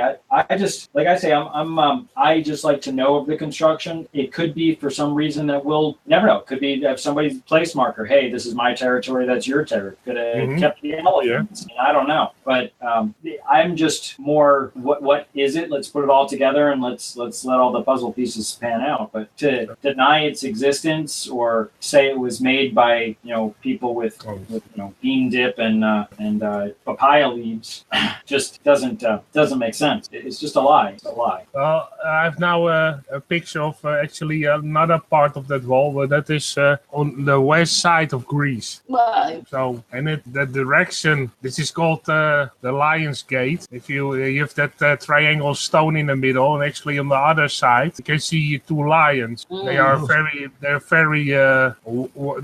worn down, so you can almost can't see them anymore. But you can see this. So annoying.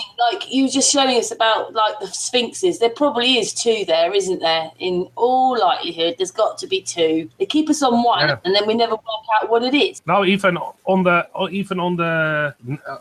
in front of the structure of that sphinx that we know is a tablet that is written with hieroglyphs, and that even on the tablet you see two sphinxes. So that's also funny that they always present two sphinxes or more than 2, 4, 6, 8, and almost never one. No, to my knowledge, never one. Well, and this is just a picture of a part of the wall that could be that one time it went to that island. It's a possibility. Artist, you're remapping the world in a different way, aren't you? Now you'll have to keep a map going with all the things you found. I have them on Google Earth. All the things that I found. I found tens of strange monolithic structures all around the world, walls. But this wall on that island was so large, almost altogether, almost 5-6 miles. So that was very interesting that it was such a long wall. Most of them are just a half a mile or shorter.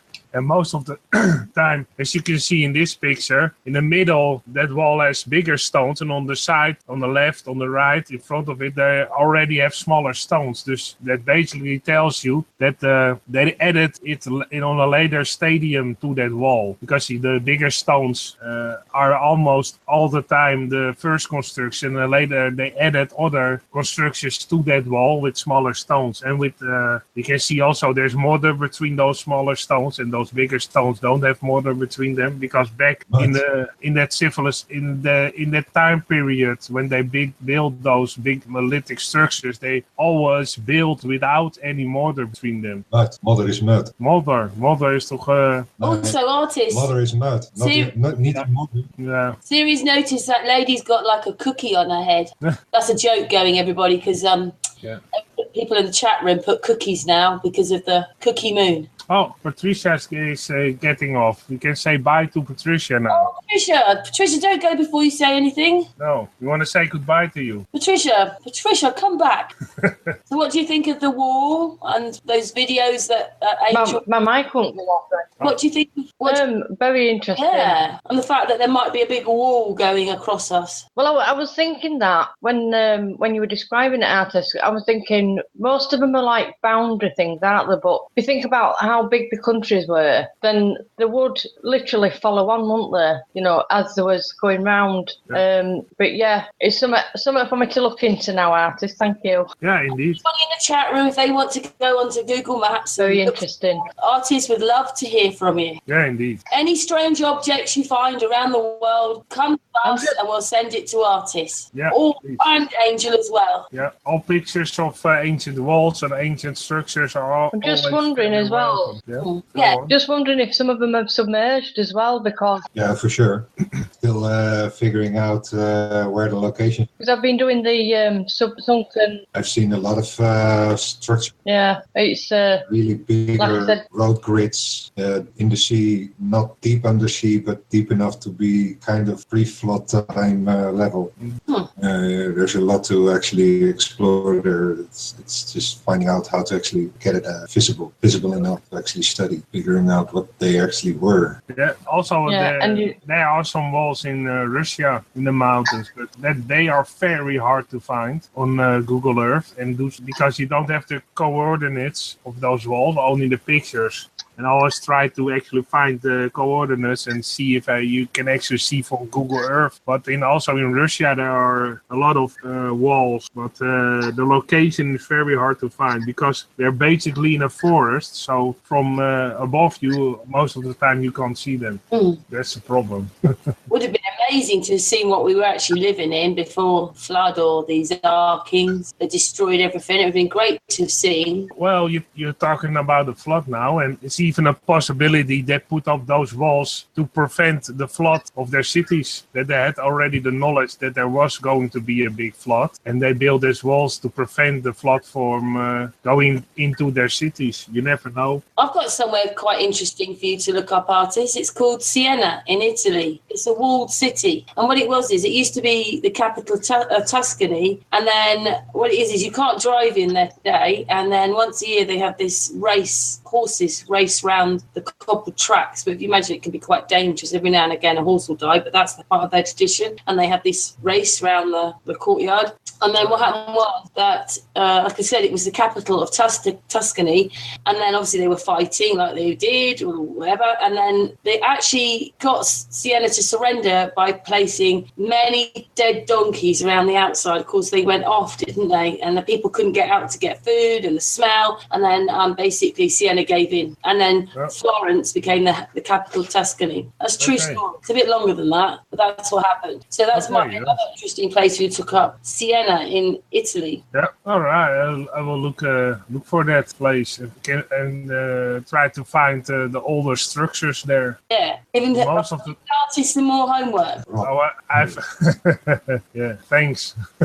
You don't mind though, do you? No, I have enough time to research and everything because I want to mention basically to find all the information of that wall altogether took me maybe 25 hours altogether. So it looks like it pops up those pictures, but I actually have to research days before I actually get all the information right about that structure and to get all the good pictures, because sometimes you have a site and you have pictures of an actually site and halfway they change to another location, or so you have to look really careful at the monolithic structures because often they say it's that location and it isn't, or halfway the pictures you can clearly see that it's in another location. So you have to recheck, research for a long time to get actually a site complete. But it's a fun thing to do. It's almost being on holiday yourself and researching what actually is in some location, what kind of monolithic structures there are. And every time I find more and more and more and more. It's the same for Angel as well, isn't it? Like Angel has this board behind usually with all these pictures on, and and he's. How long have you been researching, Angel? How long have you been playing with the pyramid? Yeah. Since about 2012. Whoa! Did you hear that, artist? And then only pyramids. Whoa. Whoa! Oh, thank you, Angel. And it's that's when I kind of started looking, and I just keep gathering more information. Really, the most part is getting videos and pictures, because again, for me to model it, I'm trying to model it to how I know the structure is, and that's what pictures and videos do. The stories paint a completely different picture. Yeah, indeed. You have actually to have the pictures tell the story much better than actually stories tell about an ancient structure. Pictures so, Angel, are the key. what made you suddenly that's a long time researching. So what made you get into all this then? Because obviously it's before flat Earth. Oh yeah, I didn't hit the flat Earth till January of this year. But what made me, it was Chris Dunn's video. However, Chris Dunn's theory didn't hold water, literally. And when I look more into it, I can start at how the whole evolution of what I did and how I got there. But it's just paying attention to the facts, what is there, and what could be and what would be, and how things would work, and just looking at it not as a tomb, just approach it as something other than a tomb and saying, what is it? Yeah. And when you look at it for everything else, pieces started to fit together and told me I was on the right path. And as I learned more and more, I just be on any other path, because people will tell me something. I'm like, well, that's great. You can throw that in there if you want. But if you look at everything else, that piece goes away, because that's an idea or something out of a story. And when you look at everything else, it's why I like to say, pull your head out of the sand, put it in a classroom laboratory scenario and look at what it would do. And once you see what it would do, the nothing else fits. That's my opinion. But that's why I want to build one. I know it would at least do fun stuff. It would make a really cool waterfall, even if I couldn't get it to spark. So just asking, now that we know that you get energy out of the ground, do you think that's what the Pyrrhus were doing? Maybe they were taking it from the sky, but they were taking it from the ground. Well, I believe the subterranean section was working off the differential between ground level in the grotto and the subterranean pit, the only two spots where the structure touches Earth. And they were playing with that differential. That's what separated the water. But the power they were tapping was actually coming from above, because that water was that energy was being used. It was separating, the energy from that differential was being used to separate the water. The energy, the static electricity on the surface of the structure, that is not being used. That's being collected and then tapped, but it's not being used unless there is more with the other structures. I mean, that's why I kind of want to look at the whole big thing, because there's more to water than I know. I could go into many different things that water can and does do. You can go with, I'm sure we can find YouTube videos on how when you play certain music, it makes funny shapes, and you can make it turn in, you can make it look like and it's got memory. You can make it look like a four-sided thing. It's geometrical. It does all sorts of fun stuff in different patterns, different energies, just voltages, not always just sound. You can manipulate it with sound. You can manipulate it with electricity. You can manipulate it with pressure. And I think they all go together, because it all plays with the surface tensions and pressures within both the water structure itself and with the surface tension of the water. And when we really, truly look at what the structure was doing, I think we'll be surprised, and it might be doing something that I can allude to, but I'm not sure because I haven't modeled it. But one thing is that it's pulling in air, ambient air, which is 98% nitrogen, and I believe probably at that time it was still. And which means when you've exhausted all the oxygen out of the air and you're left with nitrogen, I believe there's going to be ammonia also inherent in the system. And I know ammonia and water don't like to mix they kind of spattle and spark, and they don't mix very well. So I really like to look at what that does. And when you mix them and they react, there's energy given off there as well. I mean, I don't know help or hinder the system, but I do think relevant. We're even breathing it in, aren't we? Yeah. Ammonia? Not really, because ammonia. No, the free energy that's in the air, we're breathing it in. Well, I kind of believe it passes through us. Yeah. That's where the whole earthing, grounding. If you haven't really looked at earthing or grounding, it's if you garden, you do it by nature, unless you garden in an apartment building where you're gardening above ground. But nowadays we walk around on plastic shoes. We don't use leather shoes. We walk on cement. We live in buildings that are separated from the earth itself. So we are not on the same harmonic vibration as the earth. We are slightly off. Even the ground in our ground wires, at least here in the United States, our ground wires aren't even really ground. They're simulated. Yeah, if you look at, we have a whole huge power grid, that we have like 3 power grids that cover the whole United States. And I'll tell you that ground in the mile-high city of Denver and ground here at a beach city are not the same state. So if you actually actually had the grid, which is a national grid, and they're tied to ground, one of the sides is going to be leaching power off of it because they're not ground. They're not identical. Ground isn't ground the same place all over.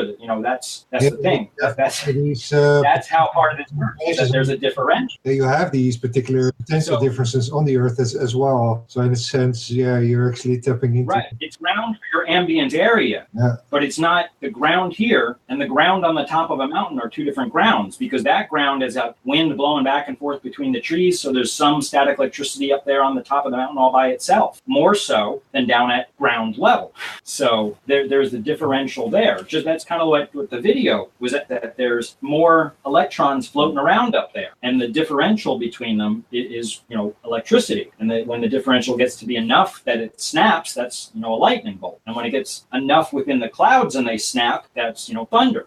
So indeed, you made that very clear. Thanks for that, Angel. I also sent a video in the chat with those sounds and sand and all those shapes. So you can maybe it's fun for the people in the chat to actually see how that works. What, do you want series to play it? Yeah, it's one of the better ones. So the people who don't know about those frequencies and the shaping of the sand actually can see how it works. Yeah, I'm a fan of demonstrating something, because just saying it just sometimes sounds too good to be true. That when you see it, it makes it harder to forget. Yeah, indeed. Series just is adding a couple of links that you guys have given out for the videos. He's just putting them into the chat for everyone. The videos we've played tonight are just going in the chat. So thank you, Artist and Angel, for them. And Series is going to play. It's just doing it.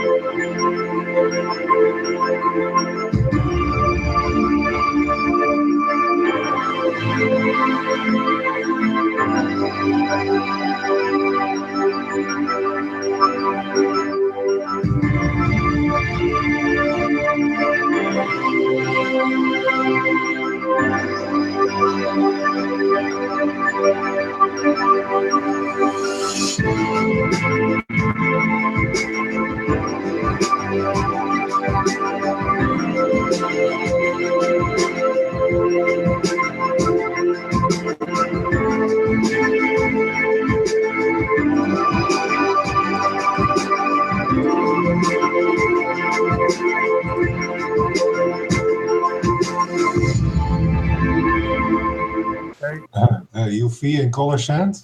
Yeah. Well, it basically gives you a picture so you can actually see what happened. Yeah. But this is with UV color. You're playing another one now. Yeah.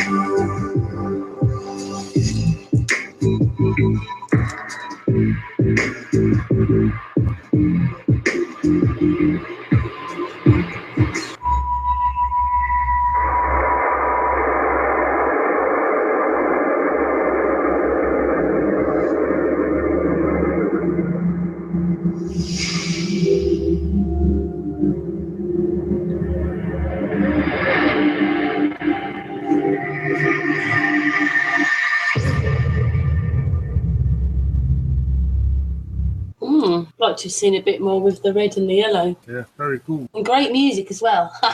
Just to add to it. You got another one, Cyril? No, that was the video. Did you like those then, Angel? Well, there's a lot more. Oh. Yes. In fact, I have one that shows levitation of water. You can have it suspended in the air. They used a set of speakers, 4 across and 4 high, and they can move the water around in the air, showing, if you want to call it levitation, but at least it shows how you can use sound energy to bounce water and suspend it in air. It's quite amazing what we can do. It's the bottom one that I sent you. The other two are the same as are different.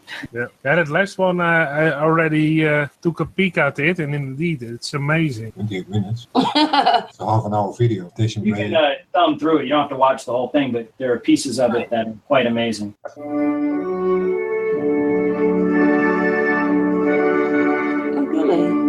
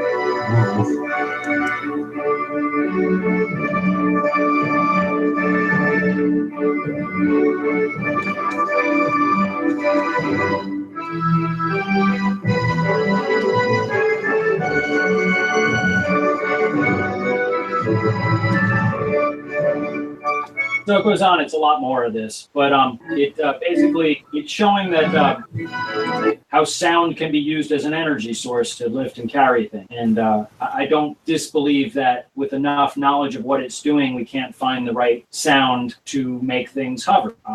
There's living proof that it could be done on a small scale. Yeah. John Hutchinson. Great video, Angel. Thanks. Yeah, he was really an inspiration for the whole frequency part of what frequencies actually could do, and not only the sound but electromagnetic. Actually, he goes into electromagnetic because it's if you play around with the what they like to call the Planck's constants, which I believe is a solution set to a guy named Frank Zagarsnik's formula. That there are peaks and troughs, and when you get the right set of them, and things become what's a super state, and you can be constantly pushing up on that thing with the sound and just hover. I mean, I'm not going to call it anti-gravity. You create an energy bubble beneath you and you hover, kind of like they showed in the diagram. Anti-acceleration. Yeah, everything's the opposite though, isn't it? yeah. What they call gravity is the way to explain it is actually it's not the object attracting some other object. It's just the other object actually attracted to the potential where it should be, and it's kind of an acceleration towards that object. Instead of being pulled, it pushes itself towards it. Now those bruises and stuff they were showing, that goes back to what I was saying last week, how when you play certain frequencies, you can actually get the water, just like that salt. It would like splash out at certain frequencies, and at other frequencies it stayed in a right spot. The same thing will happen with our cells. When you play certain frequencies, you will damage the cells, and hence you will get damage, along with other extra steps, but just on the minor scale. That's how you... wasn't it with that water car, that breaking of water, and then actually after that the next step of electrolyzing and then creating oxygen, and there was the other hydrogen? Yeah, there were many different people who have gone and found many different things, but Hutchinson was more working on levitation, manipulation, causing things to go out of phase so that certain things would meld together. You saw how the metal would just melt apart. I think that would kind of go into sonic welding, where at that one point it was just, at a state of disassociation. The bonds weren't quite sure how to connect. They were just all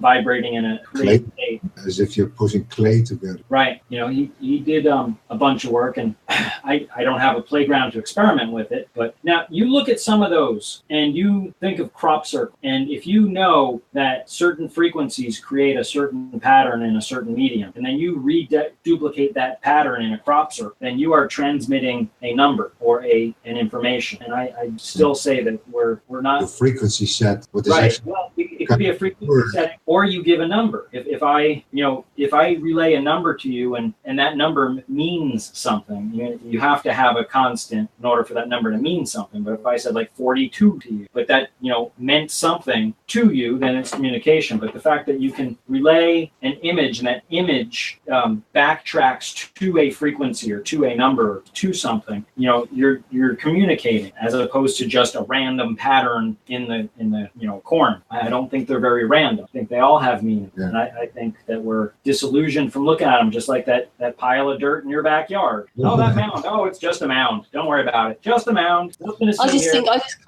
that place makes the pyramid of the world, and yet it's not in any, the locals don't know about it. Yeah, it's just in the mound. Nothing to see here, just a mound. But there's more there, because there's this thing called the Long Barrows, which is supposed to be another burial chamber. Then you've got this thing at Windmill Hill, which looks really weird. I've tried to show these pictures for its weird arkings in the ground. And then you've got Avebury itself, the Stone Circle, and there's just more there. And it's just like, wow, love to have seen it in its entirety, as well as the pyramid. And most people don't know all this. It's just really sad. Oh, loads of crop circles turn up there as well. Anyway, Angel, do you want to explain a bit more what's happening on the video, or do we just top the video now? Oh, here they're just going into stuff that really, unless you follow it, doesn't make it. I just was really into showing the hovering salt and how sound. Yeah, that's good. So we stop it then, series. There's also one, I could probably find it pretty quickly, where they just have a stream of water coming out of a hose, and they'll play certain frequencies, and the water will make patterns. Have you seen that one? I think we've had it on Sun and Moon, but if you can find it, it's just good. Great to that hovering triangle, what switches? The triple drop triangle. What he's going to find it. The other triangle. I got one. It's kind of switching between the flower of life grid. First that grid, then that grid. This is the opposing frequency of vibration. Yeah. What series? How the drop is in the air, making a triangle of 3 drops, and then collapses into the opposing triangle, and then collapses back into the opposing. And that's frequency between the triangle is you have first the one flower of life grid and then the other flower of life grid. The difference is in which way you actually have the overlaying circle. In one direction you have an overlaying circle over the half of the circle, and the other one is a little bit into the circle. And that's the difference between which direction you go. What builds up the tree of life in the sense of 3 joint partially joint circles what create the tree of life pattern. I hope everybody's got that then. Yeah, and then you can turn the circle a quarter, and then you have the horizontal version of that. It's like it's switching between the 2 polarities. One triangle is this way, and the other one is that. It's the opposing triangle. It flips over in the grid. Yeah, that's okay, series. You never know; they might have got it. Yeah, in a way, you need to visualize this stuff in drawings so people actually can see what you're talking about. Yeah, well, live research isn't always well. We've been playing videos. Angel, did you have another one for us? Yeah, I shot one over. It's relatively short and nice to look at. What, the last one? Yep. Go on then, series. Go for it, series. Nice black cat there at the beginning.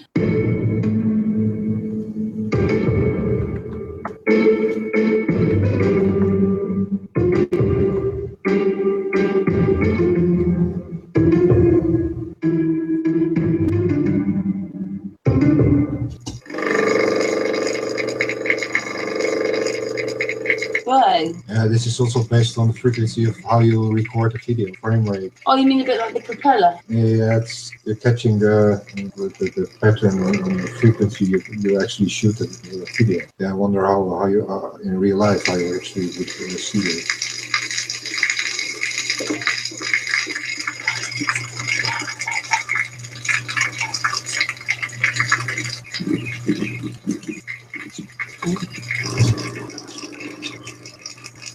Perfect.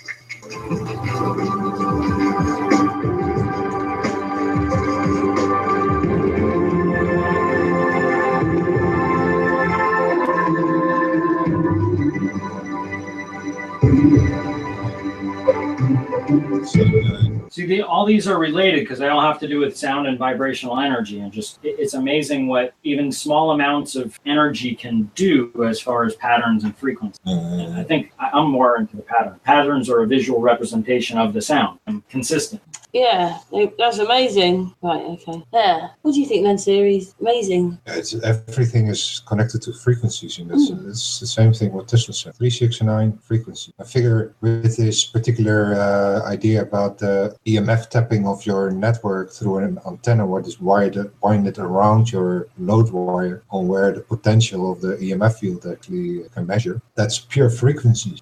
It's based on that AC pulse what is there all the time, and the only thing what switches is the minus and the plus between the ground and the antenna. That's why you have a 50 hertz AC or a 100 hertz DC pulse, and it's out of their network. They cause actually the frequency, and purely through the frequency itself you can actually tap into the electric magnetic field around the wire. And I've seen up to over almost 300 volt or something at some point somewhere in my testing, but eventually I ended up with just 220 20 volts, but every antenna I made was just a milliamp extra. So eventually I ended up with around 10 antennas building up to 10 milliamp potential. And out of that burned 3 power LED halogen lamps on 220 AC. And next to that, via the diode bridge, making it direct current, burn 25 LEDs and load 2 12-volt batteries. And that was the maximum I tried on it. And you could see the lamps were weaker, but if I just put one on it, it was as bright as my room light, and that just from 10 million. So in a way, I think it's different energy because it's actually a pulsating energy, and it seems LEDs are actually working on this particular principle of pulse, that working very good on a pulse energy. And it's kind of we only need to adjust the type of conversion of energy to actually have stuff running, because much of the time your hardware isn't using that much energy. It's just plugged into the 220 network, and between there a transformer to what it actually uses. And the heaters, etc., those are the energy consuming part in what you actually still need from your network. But all the other hardware you never use. Light, you won't need it. You have all the light free, etc. It's just kind of how you build it up. And so far I figured I've run it through the earth wire of the network, and around 40 milliamp the earth switch is actually turning off my network because I'm using too much power. And that's the only thing what I saw so far. And I need to make my own earth wire actually from outside, and then try the same principle again. And I figured also with an even thinner antenna wire, I can probably 10 times more of it or something.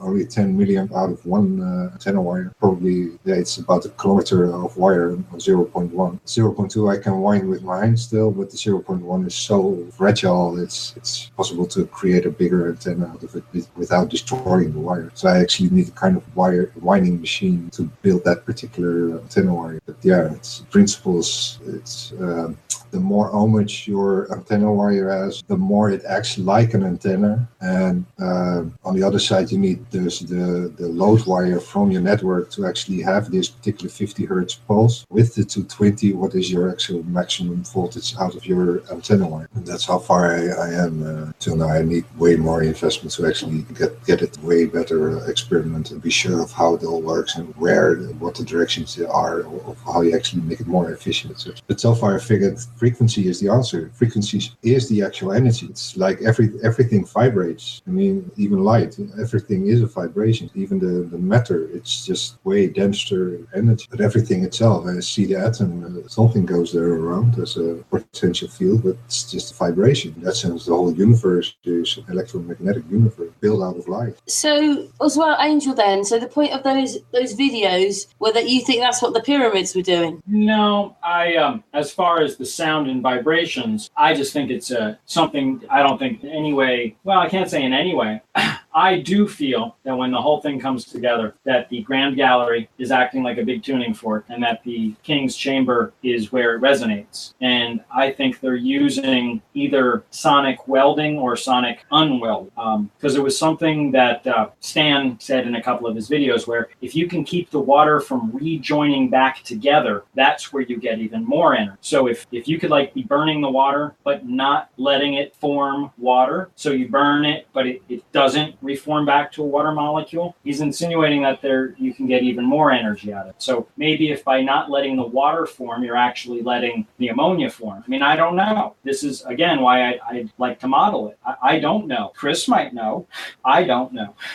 I don't have a lab to play with and set up the right environment, because I do believe it's in a negative pressure state environment, and there's, energy and a flame and hydrogen and air. And what comes out of it is what nature will make come out of it. And I think they manipulated it to allow something to happen, but exactly what it is why I want to model it. I don't want to squeeze things into it. I'd love there to be a magic golden pyramid, and I'd love there to be an Ark of Covenant, and I'd love there to be, golden statues and stuff. But I really just want the machine to be what the machine is, and to see what it does, and to learn from it. I can speculate certain things, but I'm speculating it based on guesses, not on facts. And, I know know there's nitrogen, and either it squeezes it out or it utilizes. I know You need that sciences in that sense that you can actually realize what. I know enough about science to have some facts. I don't know enough to know exactly what it's doing. And that's where CAD or somebody who's like, oh yeah, we had a furnace that was burning with that stuff a couple of years ago, and it did this and this and that, and Practical actually things what connect to the functions of it's kind of what Chris thought. Hey, what about apparently the stone? I like those videos because it shows what we can do with our surroundings. And when somebody says, hey, you can't, with enough sound, I can make this thing hover right here. Although the sound would probably be ear piercing. What they didn't show you on those videos is what the sound itself sounds like. They're ear piercing sounds. Yeah. But they exist, which could be the reason why, flying saucers have an ear piercing sound. Or whatever they are. Yeah, it's kind of hovering on sound. Right. Well, they're basically unidentified flying objects. We don't know whether they are, if they are from another place or they are actually military. Now, here's another thing. There's no reason why you can't incorporate multiple things together. There's no reason why you can't have a dirigible filled with helium or hydrogen and be using sound as your propulsion and some of the lifting. I mean, there's no reason why you can't be using multiple things. Or same way we use an engine today, they might have been, I don't know exactly how our B-2 bomber works, but they ionize the front edge and they electrify or deionize or put electrons on the back edge. But I think some things that can occur is the same way we can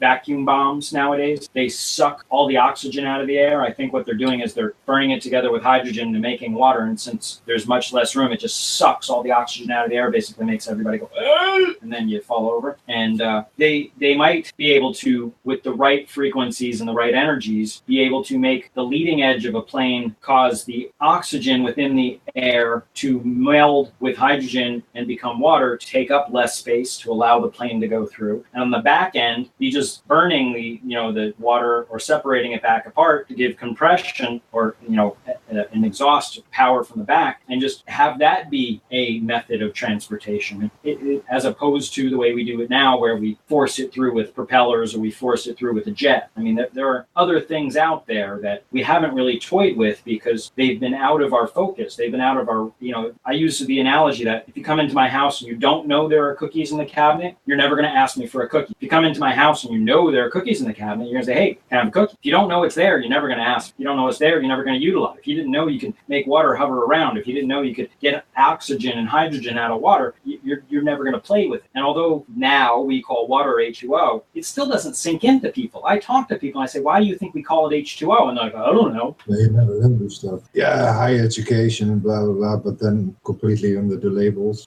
Some things are staring you in the face and you don't even realize. Oh yeah, that's all the part of waking up. It's sometimes right in your face, and you have to be open-minded to actually see it. But, that was the first thing that really was my awakening moment, is I had seen for several years, since 9/11, I had seen here in the States, they showed a really repetitive video where they showed Tower 1 fall, they showed Tower 2 fall, actually the reverse. They showed South Tower fall and the North Tower. And then they put, it's a white building, I forget the name of it, I think it was the Sands in Vegas, and they put Building 7, and they show those two go together right next to each other. Oh. And the way that they always say it on the news is, oh, well, see, those look nothing like, we can obviously tell the controlled demolition, and they show the other two buildings. But what they never, ever, ever said on the news was that building right next to the white building was Building 7. They showed the exact same video clip and said, this is what the conspiracy theorists show. It's very obvious to see that these two towers did not fall like these two towers. But they don't say this one fell on September 11th as well. No. Because as soon as I found out that Building 7 fell just like the other building on September 11th, that's when I was like, I've seen that picture at that time 30, 40 times. I said, I've seen that. No one ever said, hello, that fell on September 11th. Not that those two buildings are controlled demolition and these two that are exploding are planes hitting them. And that was where I saw that, and I was actually sick to my stomach for a little while, and I was like, crazy to think it all happened one day, but nobody really knows that buildings. Well, in fact, it isn't even just Building 7, because there were 7 buildings, and the whole lot went that day. But 7 is like evident. You can look at pictures pictures of 6 after the fact, and you can see that it's gutted. You can see that, but you have to look at it just like we also have our Oklahoma City bombing, the Murray building, where when you look at it, you can see that it's gutted. When you know that there are pieces of that building on top of the building across the street, when hypothetically the explosion came from a van sitting in front of it, there's no way it would have had the explosive power to throw it across the street. These little tiny facts they don't tell you about on the news. And again, until people look into it, they just believe what they see. I believed what I saw. I believed what I was told for a long time until I realized that building that I had seen 20, 30 times on the news fall, the news never said that building fell on September 11th also. No. They just compared those 2 buildings falling to the 2 towers exploding. And they said, oh, these are obviously 2 different things. Those conspiracy theorists, whack nut jobs, they're whack nut jobs. Well, it's very, very funny you point that out because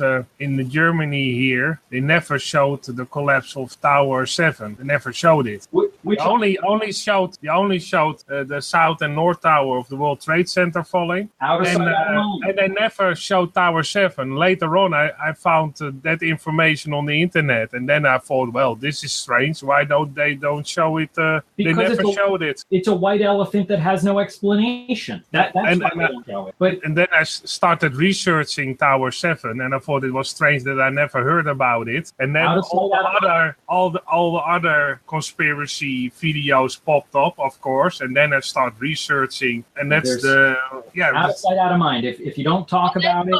I know what Angel means about Building 7, but then the BBC clip turned up to say that they reported it on the day as falling down before it even happened. So how would they do that? Well, they even showed it to artists. It was an act of terrorism. How would the BBC know?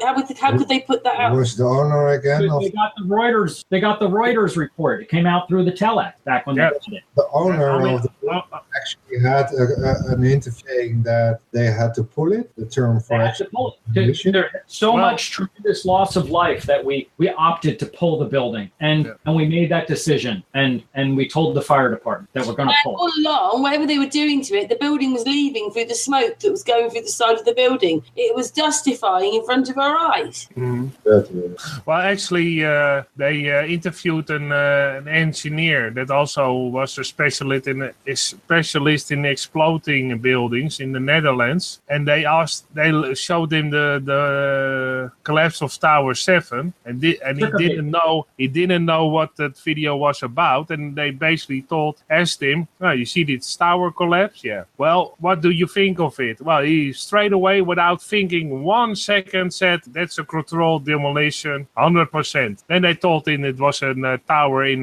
New York, all right? And then they told him it was actually Tower 7 that fell a couple of hours after the World Trade Center collapsed, and he couldn't believe his eyes. He said, really? He didn't even believe it at that first moment. And he later on still said, that the collapse of Tower 7 is 100% demolition. And he stated that on the news a couple of months later. And they wanted to do a bigger interview with that person later that year, or only a year later. But he actually was found dead in his car.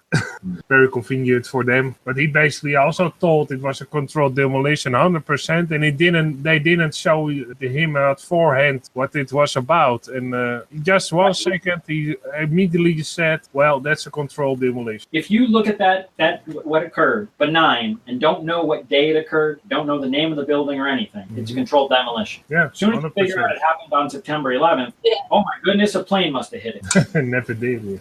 I know that, but yeah.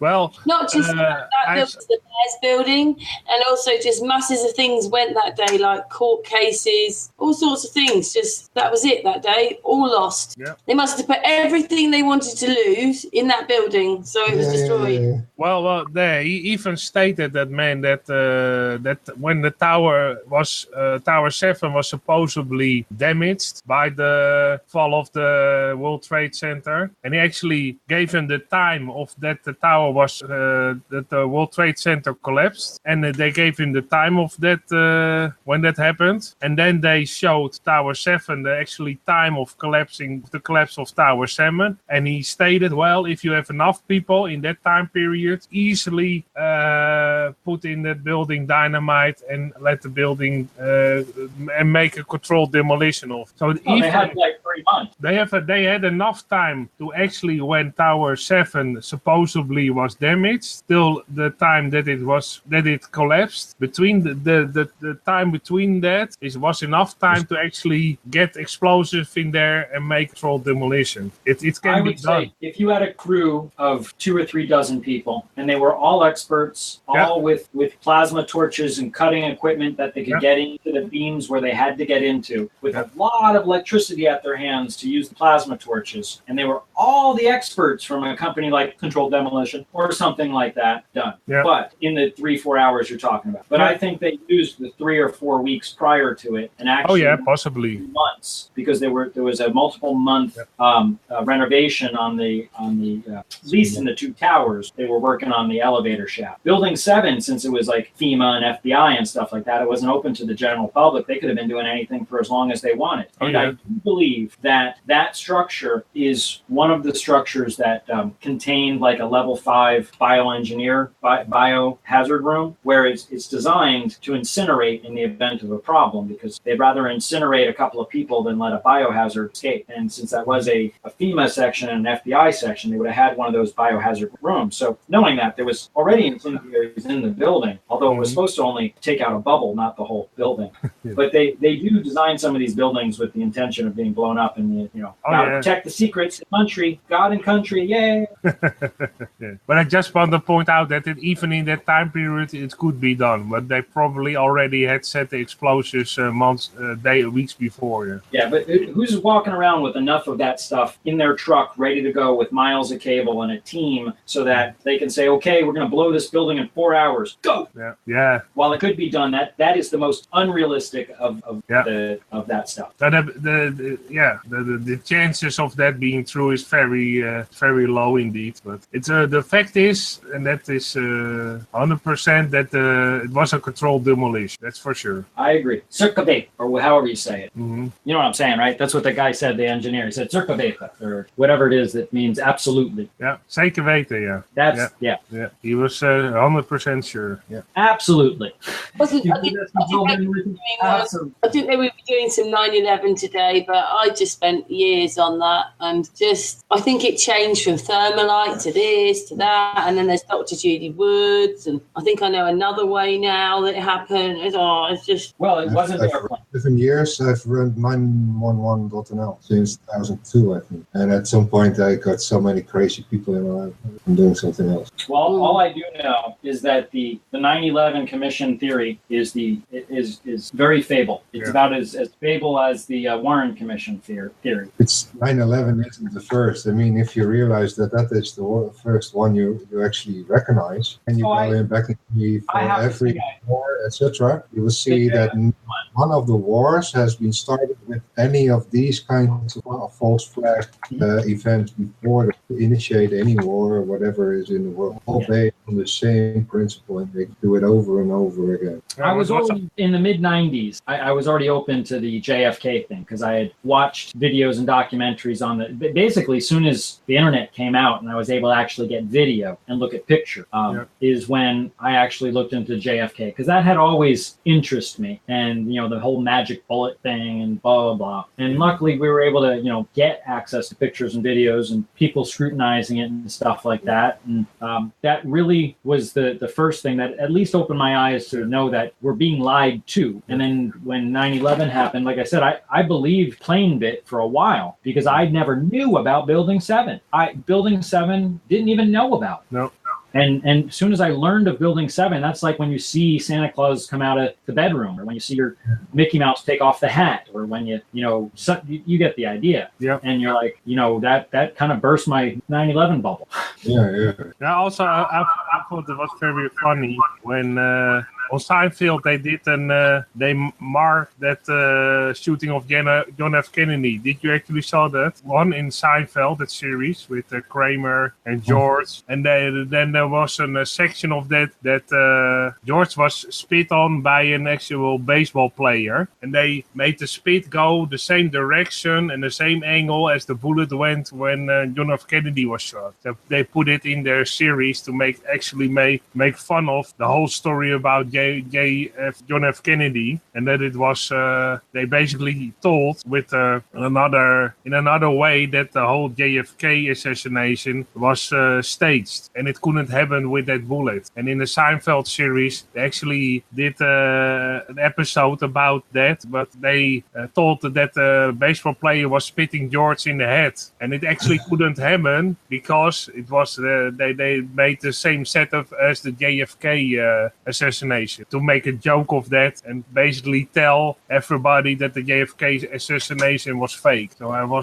sometimes they even tell it in a series to show everybody that what is fake. So I thought it was very funny. They actually put it in an episode of Seinfeld. Yeah, you also get to see in real court cases where especially when you watch them, that what the jury is told it's only what the prosecutor wants the jury to be told, and sometimes even the defendants aren't allowed to say things. At least here in the state, the judge will say, "Oh, you can't mention that. Can't talk about that. You can't mention that. Can't talk about that." It's like, well, they're really relevant.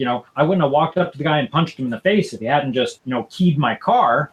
Oh, can't talk about that. You punched him in the face. That's all we're here for. You punch him in the face. And it's like everything is it's only what the court knows, and they don't let you tell the whole story. Work though, isn't it? None of it works. Yeah, it's built. It's all railroad. It's a game. Can I just explain one little bit? It's not the same thing quite, but I was one of these people stuck in that stupid PPI thing, except mine froze up if you're still talking, where I did. Yeah, my sound was gone. It's gone all at the moment. I lost her at the PPI thing. Yeah, and now her running the show. Her thing is frozen now at the moment. Well, while I have y'all here, welcome today, and now it's the Angel Show. All come together at the Angel Show. Angel Show. Don't let Karen hear it. I think his computer froze or something, or he got maybe he wanted to play a video and it blocked. Sometimes it happens. Huh. Well, hopefully she can rejoin. I mean, the icon changed. Okay. There she goes. Hi. There she comes. Yep. Okay. We're back. Series got thrown out at that point. Yeah. We were talking about something, weren't we? And we got thrown out. Yeah, you were. We filled in for a couple of seconds. You said I found out what the PPI thing. I'm pretty fast back. Sorry. Sorry, Angel? I said you were talking about the PPI thing, and that's where you cut out. You said I was getting into the PPI. Oh, really? That far back? I was just saying that I got into it. I'm not one of those people. It's not a PPI thing, but they've lumped me in there. It's wrong charges. That's what it is. But anyway, I didn't really want to talk about that. It was the fact that the banks go, "I can't help you." Then they say the only thing you can do is go to the ombudsman, and then the ombudsman make you wait 4 years to help you. So all the system tells you to do all this, and when you get there, no one can help you because now there's too long a time. But the only people that made you wait were the banks, and the ombudsman. They can't help you. And then if they were impartial, then they take the 4 years they took to look at your case into consideration because it wasn't your fault, and they don't. So it's just all a game, and nothing works. If you're in housing or you go to the council, nothing works. I'm just so surprised anything works. That's what I think, anyway. Bureaucracy. Have you seen the movie? I think it's Tuttle. No, the movie is God. What's the name of the movie? The guy's name is Tuttle. Man, I'll remember the movie in about 10 minutes. Just when you want to remember it, you can't. Well, that's nothing. That's just a video of I put in a group chat. I also put it in the Hangout, a link to that Magic Speed video of Seinfeld, but you can't play that because you get a copyright strike. Just for you to watch it on a later time. It's very funny there because they are marking JFK assassination. Oh yeah, copyright maybe in the live stream. Yeah, you can't play that because you get a copyright strike for sure. Lost Angel now while he tries to remember the name. Trying. Yeah. And just in case everybody can see, I'm still with series in Holland. We watched some films last night. I've actually got away from Flat Earth for a few hours. Sometimes you have to get away from Flat Earth and do something else to... I made him watch The Scarlet Letter. Oh, it's a nice movie. You like it? Yeah, it's a nice Did you understand it? Yeah, duh. Yeah, okay, cool. And then, what else did I make him watch? We watched a funny one, Friday. Oh, what was it? Friday. Oh, the movie Friday. Yeah, everybody knows movie Friday. And then... is that a hip-hop movie, Friday, with Ice Cube and so? Yeah, that one. Cube, This was so funny. That's a funny movie, indeed. Yeah. And then, what else did I make you watch?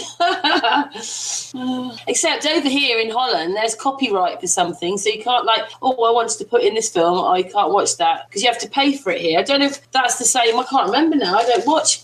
I need another tool as well. Does the UK have it like that? Over here, they have to pay for the movies on YouTube. So someone downloads it. Some of the movies you have to pay indeed for the movies on YouTube, but you can get around it.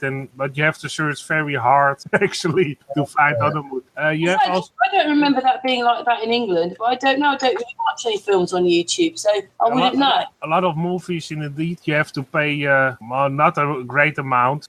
Most of the time only €5 for a movie to see on YouTube. But you can get sometimes you can find those movies for free on YouTube, but you have to search for them a bit longer. And also on Dailymotion, that's another... on Dailymotion, they also have a lot of videos just like on YouTube. Most of the time on Dailymotion, you can watch them for free. So funny how intellectual property is actually working. It's so funny that they actually can copyright the truth. Yeah. So how the hell can someone out of money get the truth? Are you allowed to show trailers without copyright infringement? Yeah. No. Okay. Any part of a movie or even sound of a movie, doesn't matter what part.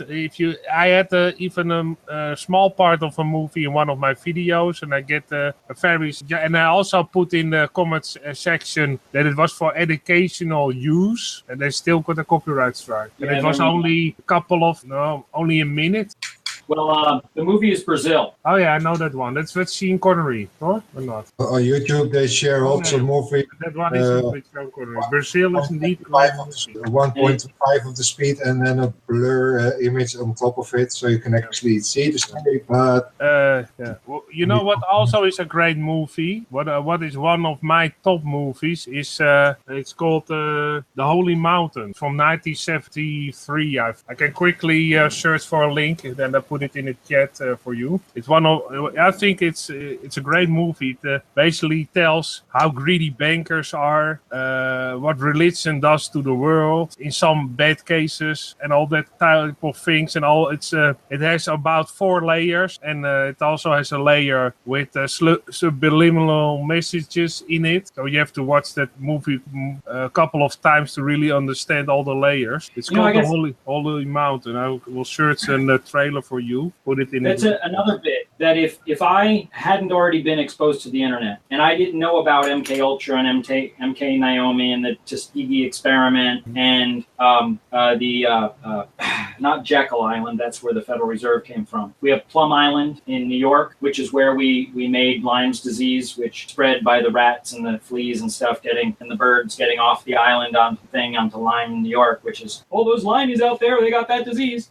Anyway, if I had all the cover stories and lies, then and I had already been exposed to what they call desert storm disease. Hey, just how we had Lyme's disease from all those people in Lyme, New York, when our bacterial experiment got off of Plum Island, but we couldn't tell them it was us that did it to them. And those poor Tuskegee guys that we gave syphilis for 40 years just to see how bad their crotch would rot. And then, all the other things that when people kept coming back from Desert Storm and they had Desert Storm disease, which is a vaccine over stimulation and depleted uranium exposure. And they say, that's just depleted uranium. There's nothing in there, just lots of bad stuff. But they were lying to our people that, it's a lot when you see how blatantly blatantly were lied to, it makes it a lot easier to know when somebody tells you something not to believe them. And that's just, I was ready to hear something different. And really the truth, whatever story you want me to talk about, JFK, 9/11, a bunch of them.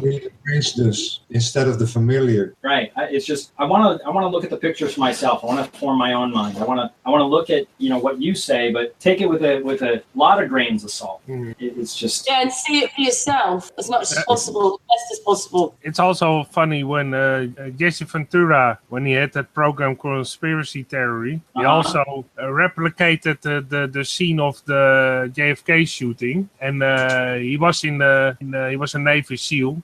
And he still trains with guns and shooting. So he tried to make that shot because...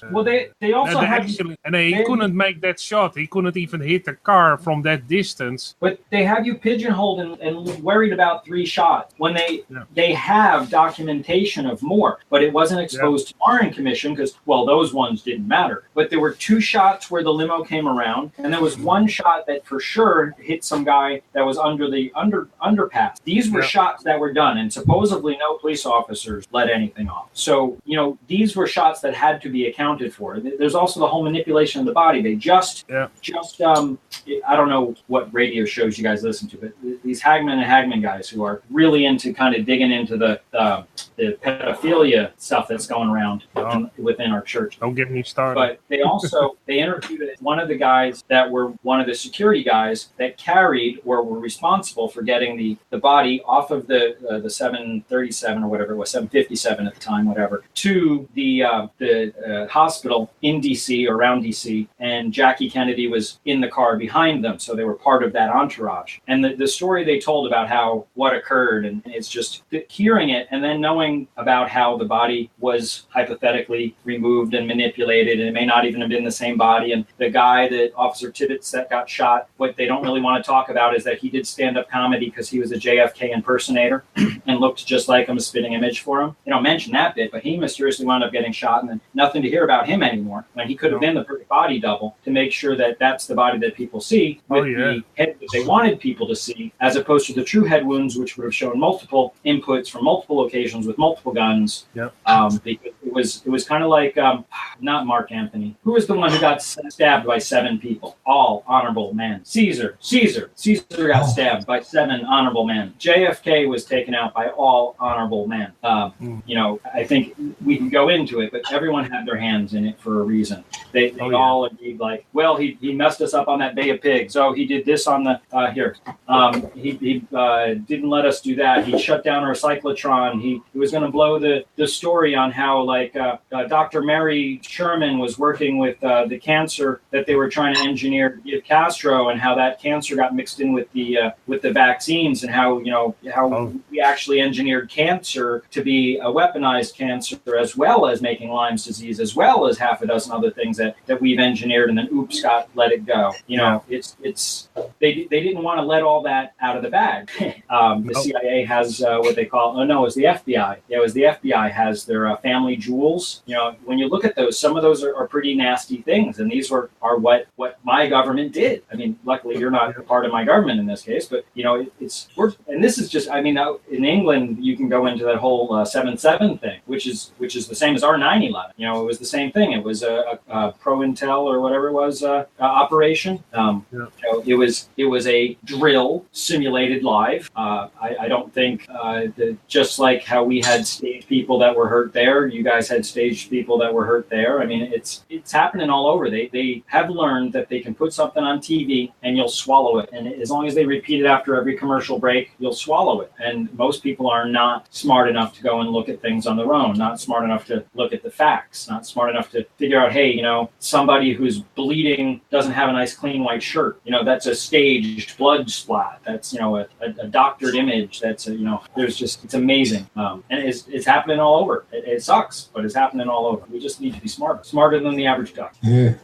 In a way, it doesn't matter actually how smart anyone is. The wise will find each other anyway. It's kind of beyond that. Your mind mind level, because it's no mind. It's recognizing who you actually are, and the thing like truth you already have. The only thing why you could actually recognize it is because you already know it. Otherwise, you wouldn't recognize it as a truth. So in a sense, the truth you already know. The only thing what happens is that you actually recognize it. Well, that, and if you understand how they got the people to do, was it during the MK Ultra experiments and stuff, and the LSD stuff that my wonderful CIA was doing, they how they lured the people in, knowing the whole story of it's just the deception and manipulation that they set up in the backstories, and how they, I don't know, there's just so many different things. When you know all the stories of how they set up, like that one mobster they got on tax evasion, Capone, and stuff like that, and you follow the backstory, and I don't know if you guys know about a cop named Serpico. They made a whole movie about him.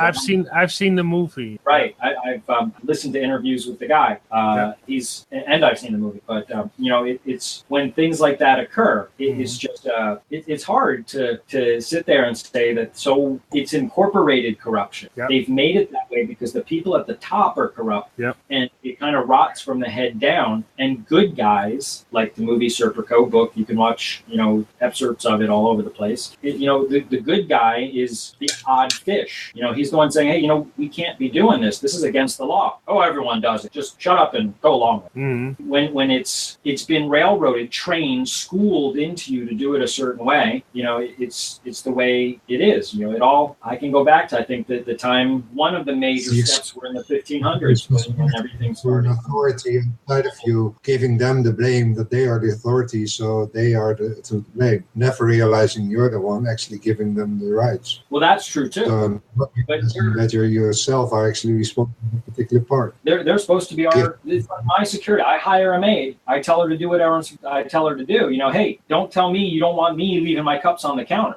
You're my maid. I've hired you. You're my security guard. Don't tell me that I can't have goldfish in my backyard. You're my security guard. You're here to protect my security. You're not here to dictate policy to me. They're your policy. They're not my policy. But we're schooled into thinking otherwise. And as long as everyone's to not thinking. Right. You're trained to school. They call it that way for a reason. Kindergarten, childgarten.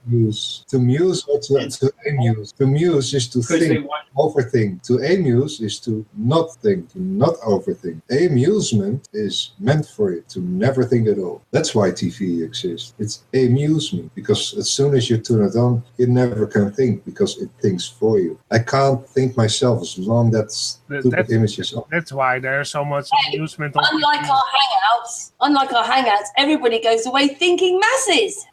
That's the whole intent behind it. And that's why there's so much amusement on TV, to dumb down the people. And on our channel, we've got real people doing it. Yeah. No, I'm a computer. No, it's just a joke. Oh, you're not real after all, artist. No. Oh, damn. Damn. Just joking. Very bad transfer.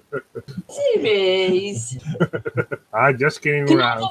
Can I just explain? We've been going for 3.25 hours. Do you want to go on a little bit longer, or do you think we've come to the point where we probably should round up the hang up, really? Yeah, that's fine with me. You can wind it up. So, do you have anything to say then, guys? Again, it was a great hangout with a lot of interesting topics and a lot of interesting videos. I liked it very much. Yeah, I think the videos are brilliant tonight, guys. Thank you very much. And you've given me something else to think about now. Yeah, how to make a hand fly around the house. With this particular series, and that is free energy. I mean, we haven't talked about that for a while now, and actually it's a big part of what that ancient structure is mostly about. Their typical knowledge of free energy, of how they did it, figure out what that is. Then explore the realm of Tesla, what Tesla and several others, less named, I guess. It's one of the water, free energy. It's so specific, tied to the old times of how they actually managed to do that on grand scale before they got destroyed by electricity. Yeah. Can I just say that Angel has told us that he's not going to be here next week, but we're going to carry on, and Artis is going to talk about that cave in Kefalonia. Series, I wrote it down. That's the name of the title of the hangout tomorrow. So just read it out. That's going to be the title. If I can read it. You said it. Yeah. But Spirit. Hang on. Yeah, Matt. I can't even read my own writing now. Man is mind. yeah, that part. The first bit. Spirit is child and master. Oh yeah, spirit is child and master, man is mind. That's the title of the hangout tomorrow. Oh, great. Spiritual stuff tomorrow. I don't know if you want to be on that one, Artis, as well. I can. I don't know if I am free tomorrow. Oh, well, I can sort that out with you afterwards. Anyway, as per usual, thank you so much, Angel. Angel, do you want to say anything before you go then? As you're not going to be here for 2 weeks. Yeah, well, I'll see you in 2 weeks. Oh, especially have fun. Yeah, have fun next week. Yeah, have fun, and we will miss you, of course. Yes, we will miss you, Angel. Maybe in the after. Yeah, maybe Well, we'll... if you send me a link, I might be able to hop on depending on what time frame what I'm doing works on. Hey, we'll send you the link. I will email it to you. Artis, you have anything to say before we go? Not really. It was a great hangout, but I already told that. Yeah, you already said that one. Anyway, so thank you very much, everybody, for being on this hangout. Thank you for everybody listening. We're back tomorrow. What is it again called? Spirit is child and master, man is mind. There you go. That's tomorrow night at 9 o'clock. Thank you very much, Artis and Angel, and everybody listening, watching the whole thing. Thank you. We go. Group hug. Group hug. Group hug. Group hug for everybody. See you tomorrow. Bye-bye.